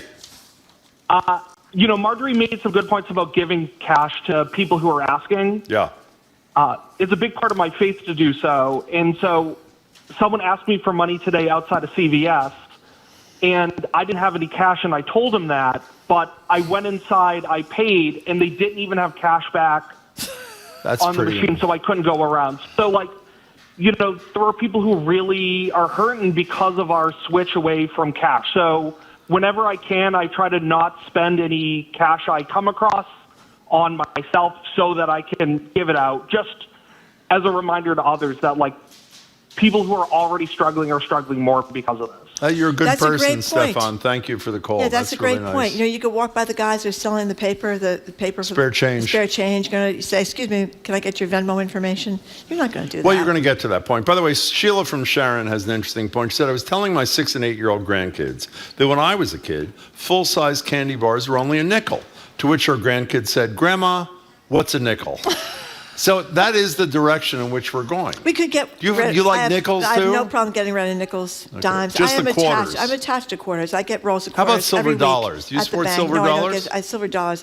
I'm neutral on them too. You're Jim, neutral? but I do like my quarters. You do? Yeah, I've been a reporter for a long time. You have to have a lot of quarters in your car when you have to park That was like somewhere 20 years on the ago. run. Well, no. It wasn't that long ago. Do you know how long it takes you to stick a credit card in a long time. Parking meter? It takes about at least 10 seconds. No, it takes about a minute. You know what you can also do, Marjorie? I know this is shocking. You can pay on your phone, You can pay on your for phone. a parking spot. That's How long right. does that take? 15 seconds. Jim, I like quarters. I like quarters. I'm sticking to it. We're going to do a show on quarters tomorrow, so I wouldn't miss it if I were you. Joyce in Rhode Island, you only have about 45 seconds. What's your deal? Joyce in Rhode Island likes her privacy and likes being able to make an exchange for a purchase without being data mined. That's a very Yeah, but good do you, point, hey, Joyce, do you ever use a credit card? I don't actually. Oh. I have a debit card, unfortunately, because I'm forced to at this point. I don't want to have my transactions be dependent on the internet because we know how reliable that really is. Wow. Well, that's right. That's some Your tough cash talking. Joyce, thank you. It's not going to get hacked. And make it That's stolen, right. it's not going to get hacked. And lots of people don't like people to know, or they can be traced. They can slither around more easily, Jim, if Okay. they're dealing just in cash. Can I You ask know you a what I mean? question before you say thank you to everybody for listening to the Yep. show and coming Yep. here, et cetera? You mentioned several times that your debit card was hacked. Is that correct? Correct. Okay. How many days ago was it hacked? Last weekend. And you fixed the problem, obviously, Well, correct? I'm closing in on it. You're closing in. That's what I was trying to I get did talk to people at the bank. And how'd that You know, go? I'm a big fan of small banks. How'd that go? I belong to a small bank. Okay, fine. A How'd that credit go? union, in fact. They were great. And they fixed the problem? Not yet. Not yet. But we're working on Okay. it. We're working on Okay. it. I have no debit card at the moment, and that's Nope. why I'm dealing. Somebody else does, though. No, it wasn't stolen. It wasn't stolen. What was it? Somebody bought all these Ticketmaster tickets with my debit Oh, card. well, that's not stolen. I That's know. fine. It was a very sad state of affairs. I hope Anyway, they like we're- the show, actually. I really do. I don't even know what the show is, because I called Ticketmaster for help, and you know what What'd they they said? say? Drop dead, basically, is what they Give said. you a Vatican middle finger there? Yeah, or they were what? not very helpful at all. We gotta I go. hope that they get broken Good up, luck to you. Ticketmaster, because I think they're not doing a very good job for Okay, the good. concert goers of America. Thank you. Anyway, we are done for We're today. done. Thank you very much for tuning in today to Boston Public Radio. You can keep up with us 24/7 by way of our podcast. Tomorrow, we're going to be joined by our medical ethicist, Art Kaplan, Harvard National Security expert, Juliette Kaim. She's going to talk about that tragedy, Turkey and Syria, that horrible, horrible earthquake over there. GBH's executive arts editor, Jared Bowen, with what's going on in theater and art around town. And Massachusetts League of Community Health Centers, Michael Curry. We want to thank our crew, Zoe Matthews, Aidan Conley, Brendan Deedy, our engineer, John the Claw Parker, Brian Bell, who sent us that cute note about his kids and their little green debit cards. Green light. He's been on the board for us today. Our executive producer is Jamie Bologna. We want to thank the BPL team today, Angelica Marrero, Evelyn Brito, and Brad Lewis. And thank you, Jim. You did a fine job. Also, can I ask one more thing? Whoever hacked Marjorie's debit card, could you text us and let us know what show you're going to see? We're just curious. Yeah, what it tickets is. were expensive. You're supposed to say thank you for coming to the people who are here. Oh, thank you very much. Thank to you people all that for came coming. from We appreciate from it. the library. Very Marjorie much meant to appreciate say it. that. Yes, I She did mean to forgot. say that, and I forgot. That's it. Bye. I'm Marjorie Egan. I'm Jim Rowdy. Thanks for tuning in. Hope you can tune in tomorrow and have a great day.